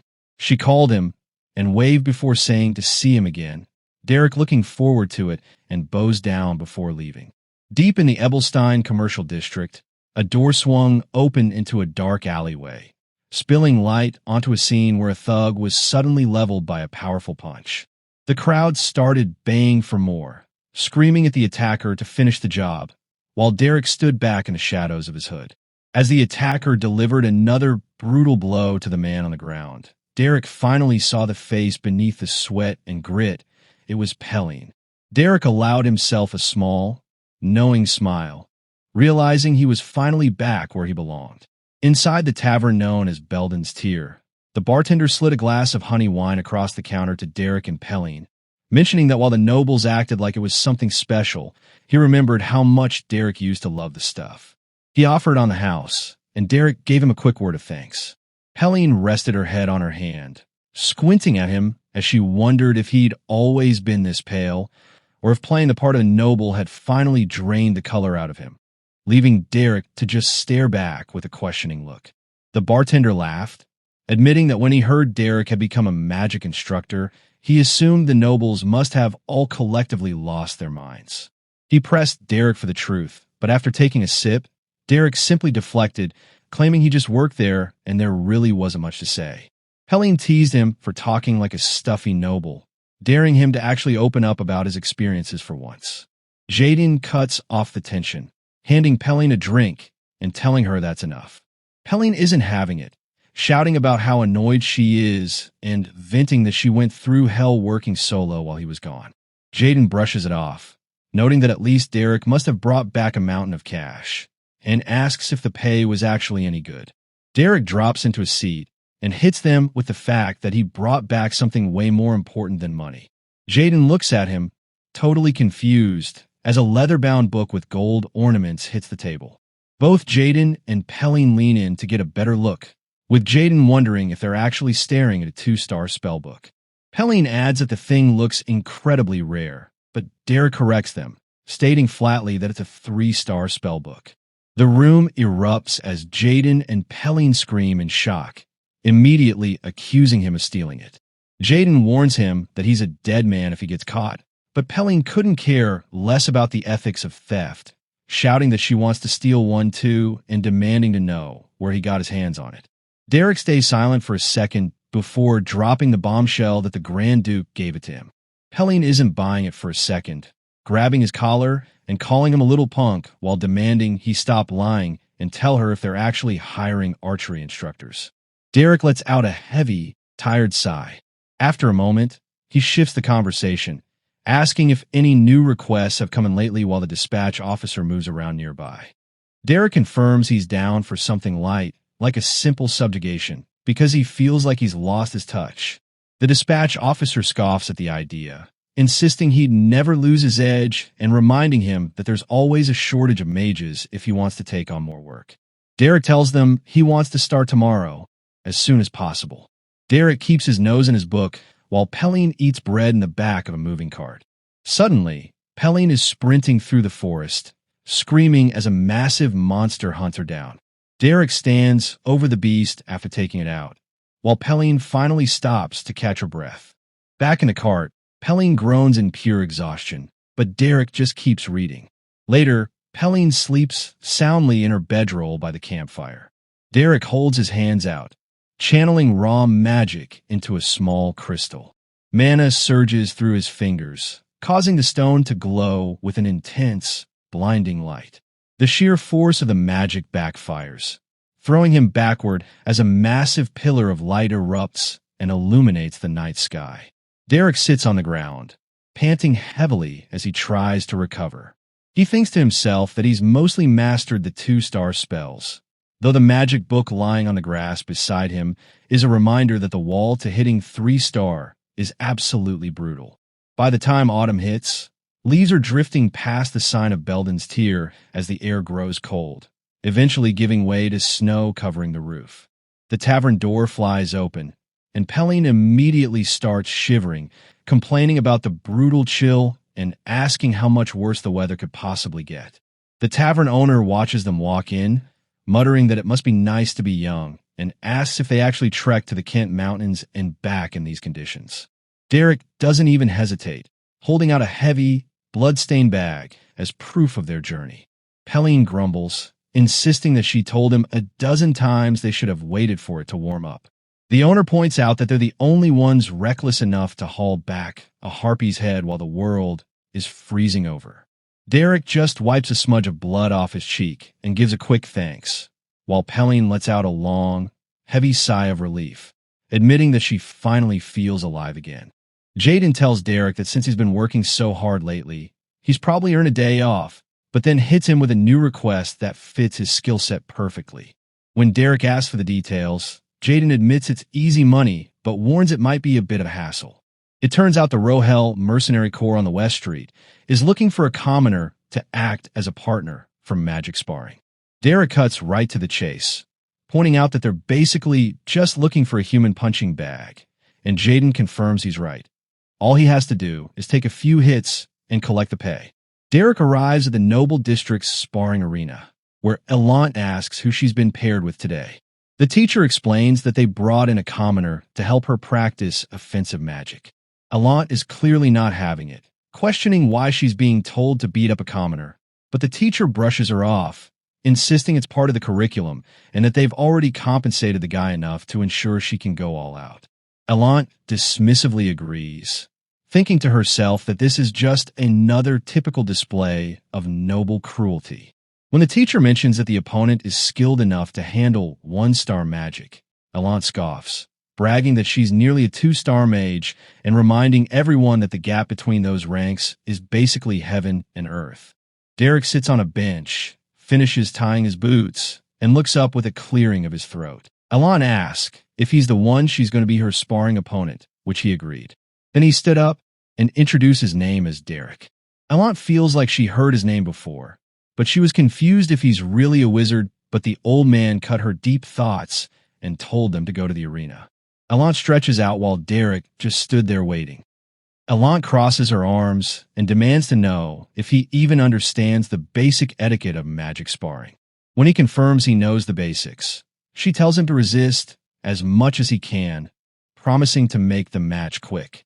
She decides she'll just blast him out of bounds with a single shockwave to end the farce. But then Derrick drops a question that completely throws her off. He wants to know exactly how much resistance she's looking for to make this practice effective for her.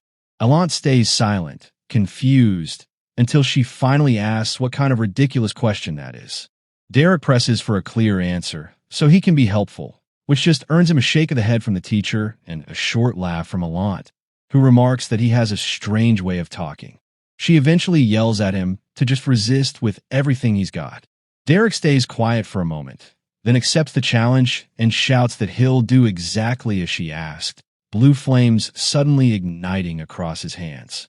As they face off with blue magic flaring around Derrick's grip, Alant begins chanting a runic incantation to prep her own spell. She concedes internally that he deserves some credit for hitting 1-star at his age, but decides he's far too arrogant for his own good.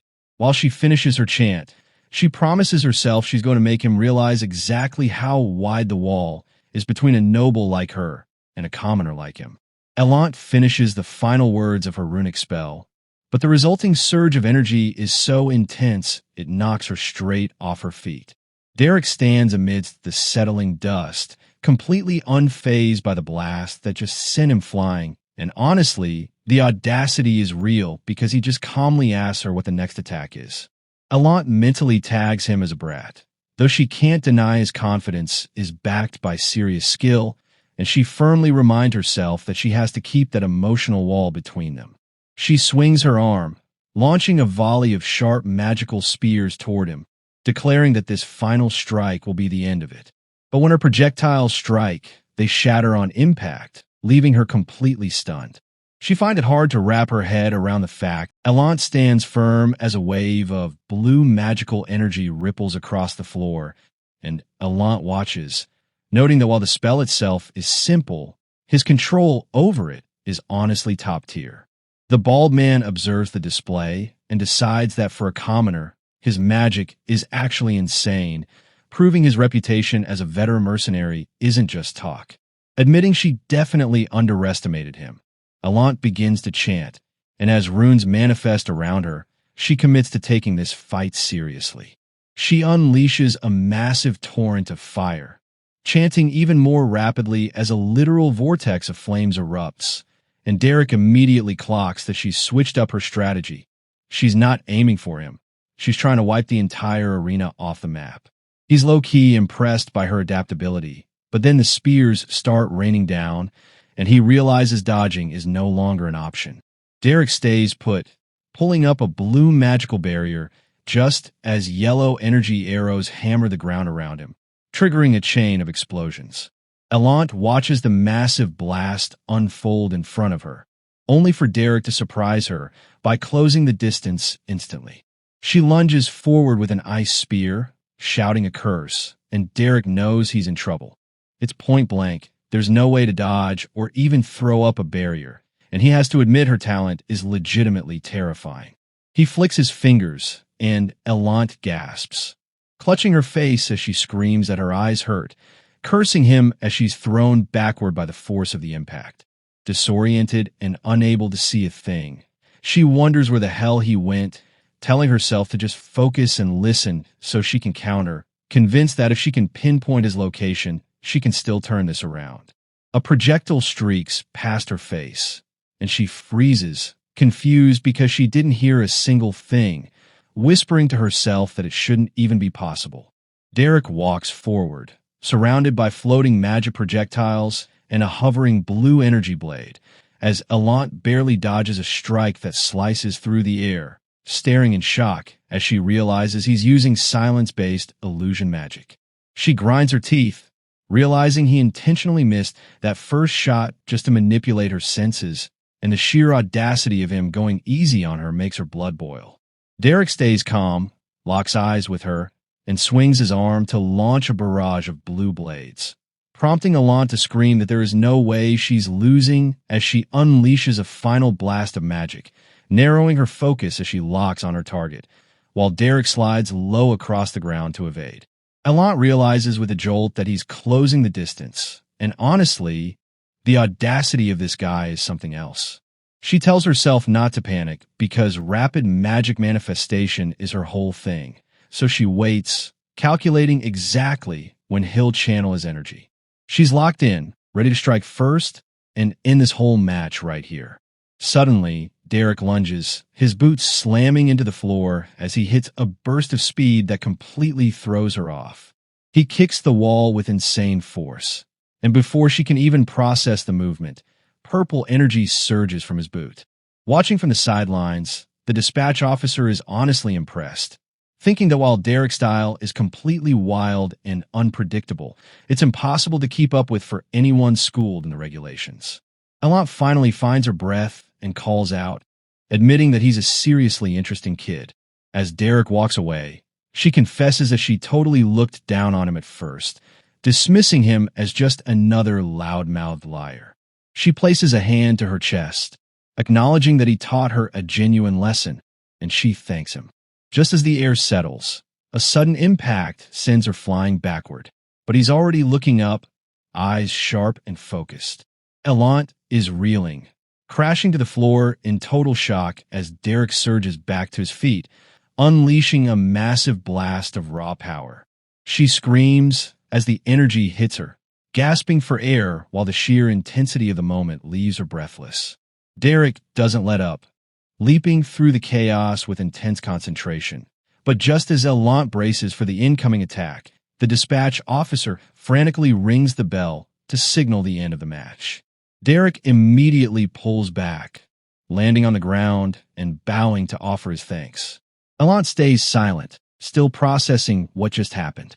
Later, as she sits in the gazebo with her maid, she tells him he's a truly splendid mage. Derrick isn't having it, though, and calls her out, insisting that her reflexes were unlike anything he'd ever seen. Elant chuckles, suggesting he must be used to flattering people to survive, but admits that while he's just a commoner, his skill proves he's put in some serious, bone-grinding effort. Derrick simply explains that he had to survive as a mercenary. Elant tells him to cut the humility, mentioning that she respects the hustle, but warns him that her old magic teacher over there probably won't be a fan of his. Derrick glances toward the elderly man buried in a book, while Elant takes a sip of tea, noting that she's learned a lot today. Elant is looking forward to the upcoming sparring match at the Rosia Salon, and honestly, she's feeling pretty confident. Derrick reassures her that with her level of skill, she really doesn't have anything to worry about.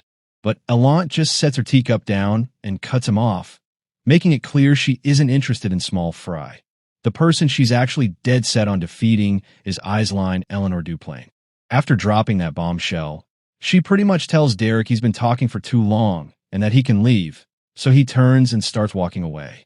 As he walks off, Elant picks up her tea, lost in thought about this guy from the Beldun Mercenary Corps. Eisline confirms his name is Derrick, repeating it as if to make it stick. Elant registers the name, her focus sharpening as she processes who he is. Suddenly, someone reaches out and grabs Derrick's arm, and in a complete shift, they both tumble through the sky together. Derrick just stares down, silent, while Elant smiles and asks if he's the same mercenary. Eisline, back at the table, with the fireplace roaring, Elant gets right to the point. She tells him she's willing to do whatever it takes to beat Eisline. Derrick double-checks if that's really her goal, and she confirms it, noting that since Eisline isn't a 2-star mage yet, she wants to reach that level herself, or at least take the win at the upcoming magic spar. Derrick calls her out for having an incredibly competitive spirit, and while Elant thinks to herself that it's a nice way to put it, she plays along, agreeing that competitiveness works for now. She opens up, admitting that in the past, she wanted to win so badly that she would have done anything, no matter how ugly it got. Derrick stays silent, just watching her as she confesses that she used to be jealous of Eisline, a feeling she now thinks is just dirty and pathetic. She takes a sip of her tea, reflecting on how, despite all her gossiping and attempts to find flaws in Eisline just kept trying to understand and embrace her. Derrick pauses before asking why she's telling him all this. Elant sets her cup down and explains that she wants him to know she's being sincere, even if it means showing him her most shameful side, because she has a few things to ask of him. Derrick tells her to go for it. She leans in, asking if he knows exactly how skilled Eisline is from his time at Duplane, and follows up by asking for his honest take on her own abilities. Derrick studies her for a second before admitting that while Eisline's skill is truly astonishing, Elant herself possesses a tremendous amount of talent, and he begins to suggest what she should do next. Elant has put in the work to refine her abilities, and honestly, you can see the desperation in her eyes. She isn't fishing for compliments. She's at a point where she'll take advice from anyone, even a lowly mercenary like Derrick. As they sit by the fire, the silence between them grows heavy until Elant finally sets down her cup. Derrick doesn't mince words, telling her point blank that she can't win this, but Elant doesn't back down. She murmurs that she feels a certain way about this. She just has to win, and even if it seems impossible, she's committed to finding a way. Elant leans in, reminding him that he managed to turn Dila into a capable mage, and demands to know if he can do the same for her, so she can take down Eisline. Derrick admits there's a method worth trying, but he needs to clear up a few concerns first. After Elant prods him to finally speak his mind, Derrick asks if she even knows how he trained Dila. She admits she's in the dark, but makes it clear she's willing to do literally anything to come out on top. Derrick pivots to his second point, dropping the mercenary card. He asks if she's really okay with the social suicide that comes from a noble lady learning magic from a hired blade. Elant snaps back, telling him to listen because she isn't playing around. She's aiming for a reputation that will echo across the entire empire, and she isn't about to let something as petty as a social circle standing get in her way. She shouts at him not to dare judge her resolve, insisting she knows exactly what matters more than mere pride. Derrick stays quiet for a second before dropping the truth. He wasn't talking about pride. He was talking about his paycheck. He's a mercenary, after all. The color rushes to Elant's face as she realizes he was just talking about money the whole time.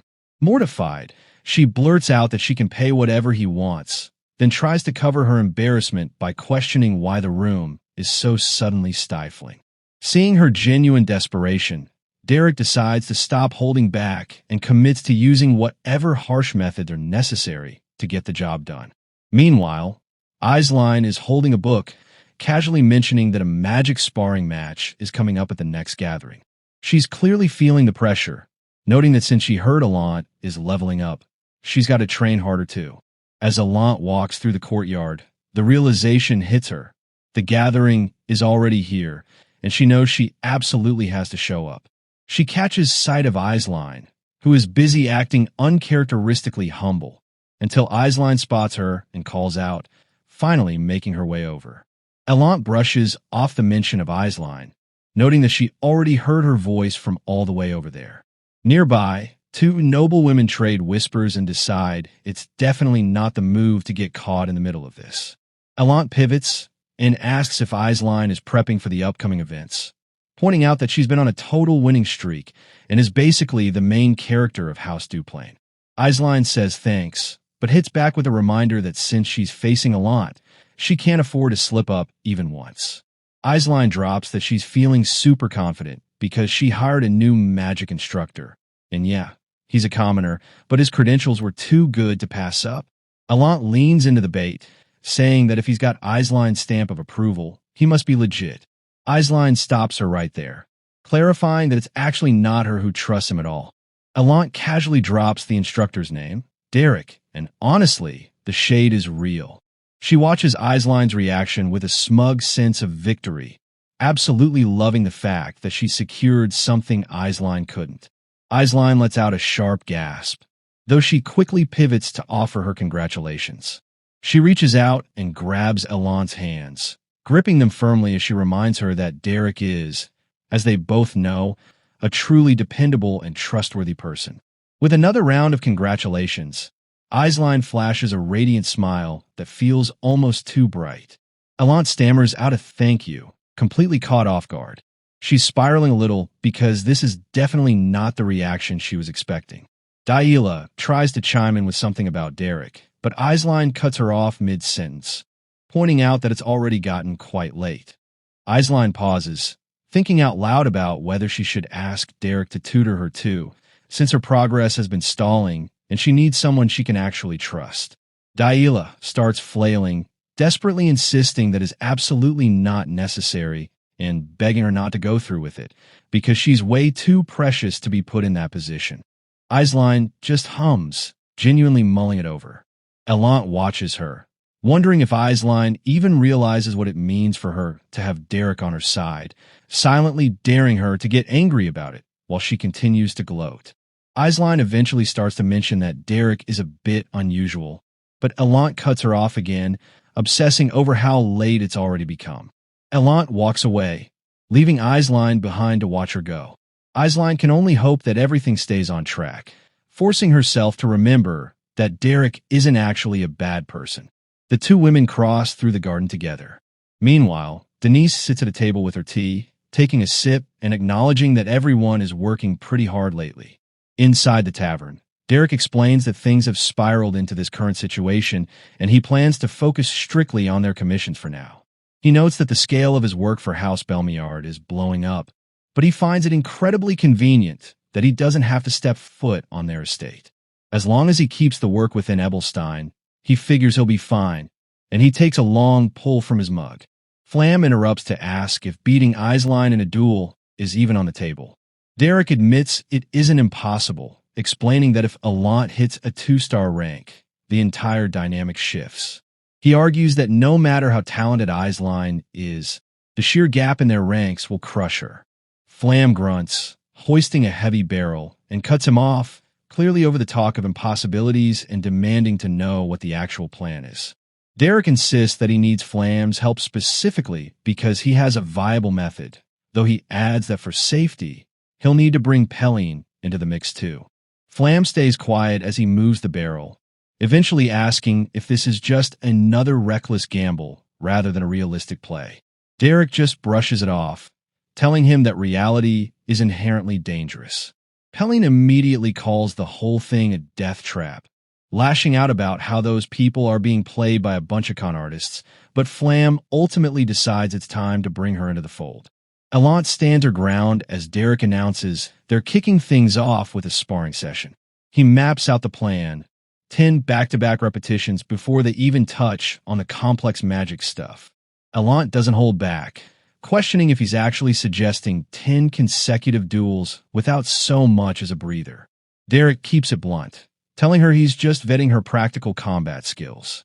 She hits back at his intensity, noting he's pretty rough for a guy with a mercenary background, but honestly, she's not here for a history lesson, so she's in. Derrick doesn't waste time, summoning a blue magical glow in his hand to start the session. After a grueling round, Allant is left gasping for air, and even though Derrick gives her a quick nod for her effort, he forces her into a 10-minute break to organize her basic magic. She's struggling, questioning how she's supposed to recover in just 10 minutes when she's completely tapped out of mana. Derrick isn't having it, telling her to just squeeze harder until it comes out. When she tries to manifest an ice spear, he shuts her down, calling her output pathetic and demanding 10 more. Then another 100 magic arrows, dismissing her exhaustion as a weak excuse. She eventually collapses, hitting the floor and struggling to breathe. Derrick finally calls it, telling her she's done enough for the night and can go eat, though he offers her a way out, asking if she wants to quit while she's ahead. Alant pulls herself up and scoffs, making it clear she isn't folding over something this minor. She tells him he clearly doesn't get what it took to survive the cutthroat world of Ebelstein's high society, and compared to that, this is nothing. She moves to a bench to catch her breath, and Derrick admits he was short-sighted and underestimated her. As she walks away, Alant mentions she's just drained from a social event earlier, but she promises to bring her A-game tomorrow. She turns back, upping the ante by suggesting they actually make tomorrow's session harder, because at this rate, it barely qualifies as training. Derrick looks caught off guard, asking her to clarify what she means by tomorrow, which leaves Alant just as confused. He calmly explains that they aren't finished yet, clarifying that they are still currently in their evening session. As night falls, they remain in the garden. It becomes clear the real work is just getting started. Alant laughs off his humor, but Derrick shuts that down quick, letting her know he doesn't actually tell jokes. Then, he turns up the pressure, pushing Alant to fire 5 more magic arrows. She groans, fighting to keep her magic stable, but Derrick isn't having it. He points out she's still got mana to burn and demands 10 more instead. Alant fires back, asking why he's suddenly raising the stakes, and he tells her straight. If she's too tired to keep going, they're moving straight to magic manifestation training. She tries to push through the exhaustion, insisting she's still good to run, but she ends up collapsing into a chair, gasping for breath. Derrick checks in on her, and even though she claims she's fine and having fun, he gives her an out, telling her she can quit if this is too much. She refuses, doubling down that quitting isn't in her vocabulary, and this barely counts as a workout. Derrick doesn't say a word, just waits a moment before deciding her break is over and ordering her to start sparring. She tries to protest that she just sat down, but the training doesn't stop. 2 weeks go by, and Alant is completely wiped, resting her head on the table and asking Denise to wake her when Aisline shows up. Denise agrees, and Alant thanks her, admitting she's been buried in nothing but magic training lately. Denise asks her why she's putting herself through all this, but Alant doesn't answer at first, just staying face down on the table. When she finally looks up, she admits it's all about winning. She just wants to win. Denise doesn't press her, just goes back to her book and tells her to hang in there, promising to have her back. Suddenly, Denise glances over her shoulder and catches Aisline and Dila walking toward them. Alant jolts upright as Denise announces Aisline's arrival. Aisline walks past, focused on what's ahead. Alant scrambles to fix her hair, and a moment later, she asks Denise if Aisline already left and if she saw her looking like a mess on the table. Aisline, meanwhile, notices how exhausted Alant looks and wonders if she's actually okay. Back in her room, a maid brushes Alant's hair and mentions that a gift from House Duplane just arrived. Alant double-checks if it really came from that house. There's a wooden box sitting there filled with potions, flowers, and a letter. The maid clarifies that it's actually from Aisline. Alant surveys the items, noting they're all meant for mana recovery. The maid points out how high quality they are and how much they could help her, but Alant tells her to throw them away. The maid is clearly shocked and asks for clarification, but Alant repeats the order, trash it all, and make sure she never sees any of it again. The maid bows and follows the instruction. Finally, Alant sits before her mirror and starts to talk. Alant tells the maid to finish getting her ready and asks if Derrick has arrived yet. The maid confirms he showed up at dawn and is already prepping for their lesson. A letter meant for the young ladies of Rosia's salon sits on the table, where Aisline writes about the coming winter and wonders how everyone is doing in the cold. Alant sits there with her arms crossed, reflecting on the high-quality goods their territory has managed to produce. When 2 of the young ladies open the chest full of these items, they blush with pure joy, just as Aisline intended when she sent them over to share the wealth. The letter concludes with Aisline wishing them a peaceful day. Meanwhile, Derrick sits alone at a courtyard table, buried in a book despite the gloom. When Alant walks up, he stands to greet her, noting that she's earlier than expected. She skips the pleasantries and immediately demands his assessment of her progress. When he asks for clarification, she stretches out and reminds him that it's already been several weeks of training. She pushes him to be completely honest about what he thinks of her abilities. Derrick stays quiet for a beat before suggesting that giving up might be a valid strategy. Alant freezes as he looks away, leaving the air thick with tension. She asks why he has to keep offending her like that. He offers a quick apology if his words came off the wrong way, but that only sets her off. She yells in frustration, demanding to know if he's actually telling her to quit. She reminds him that the whole reason she hired him was so she could find a way to beat Eisline, not to have him suggest she throw in the towel. Derrick just walks away without a word. Alant shouts after him to get lost if he's going to keep spewing nonsense, telling him he's just wasting her time. As she covers her face, she spirals, asking what happens to her if she can't win. Derrick tells her that obsessing over victory might actually be holding her back, and that sometimes you just have to accept defeat. Alant looks down, muttering that if she does that, she'll just be pathetic. Derrick watches her in silence as she begins to cry into her hand, confessing that she's nothing more than a petty, shameful person who spent her time gossiping about Eisline. She sobs, admitting she isn't really the Belmiard's pillar or the Rosia Salon's flower that everyone calls her. Clutching her chest, she admits she's just small-minded and jealous. She drops to her knees, shouting that she accepts it all. She finally admits how lacking and pathetic she truly is. As she trembles and sobs, she hunches over and says that since she's admitted everything, there's no reason for her to hate Eisline anymore. Derrick looks down at her and says he already knew that. Alant wonders aloud why this is even happening to her. She questions why this petty inferiority complex won't just go away, realizing it's all come down to self-hatred. She finally tells him that she just wanted him to understand how serious she really is. Alant lays it all out, admitting she's willing to reveal even her most shameful secrets if it gets her what she needs. She's finally ready to ask the hard questions, and honestly, the self-hatred she's been carrying for so long is becoming impossible to ignore.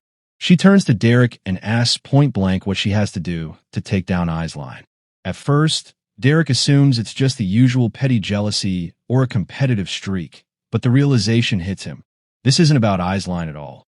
Standing together in the garden, he realizes that the person Alant is actually fighting is herself. As tears well up in her eyes, it's clear this isn't just some surface-level rivalry. This is about her trying to escape her own crushing sense of inferiority. Derrick closes the distance between them, and as she breaks down in tears, he makes a promise that changes everything. He tells her they're going to win, and he's going to make damn sure of it. He looks her in the eye and declares that she will be the one to defeat Eisline. Faced with that kind of certainty, Alant pulls herself together, looks ahead, and finally agrees to the path forward.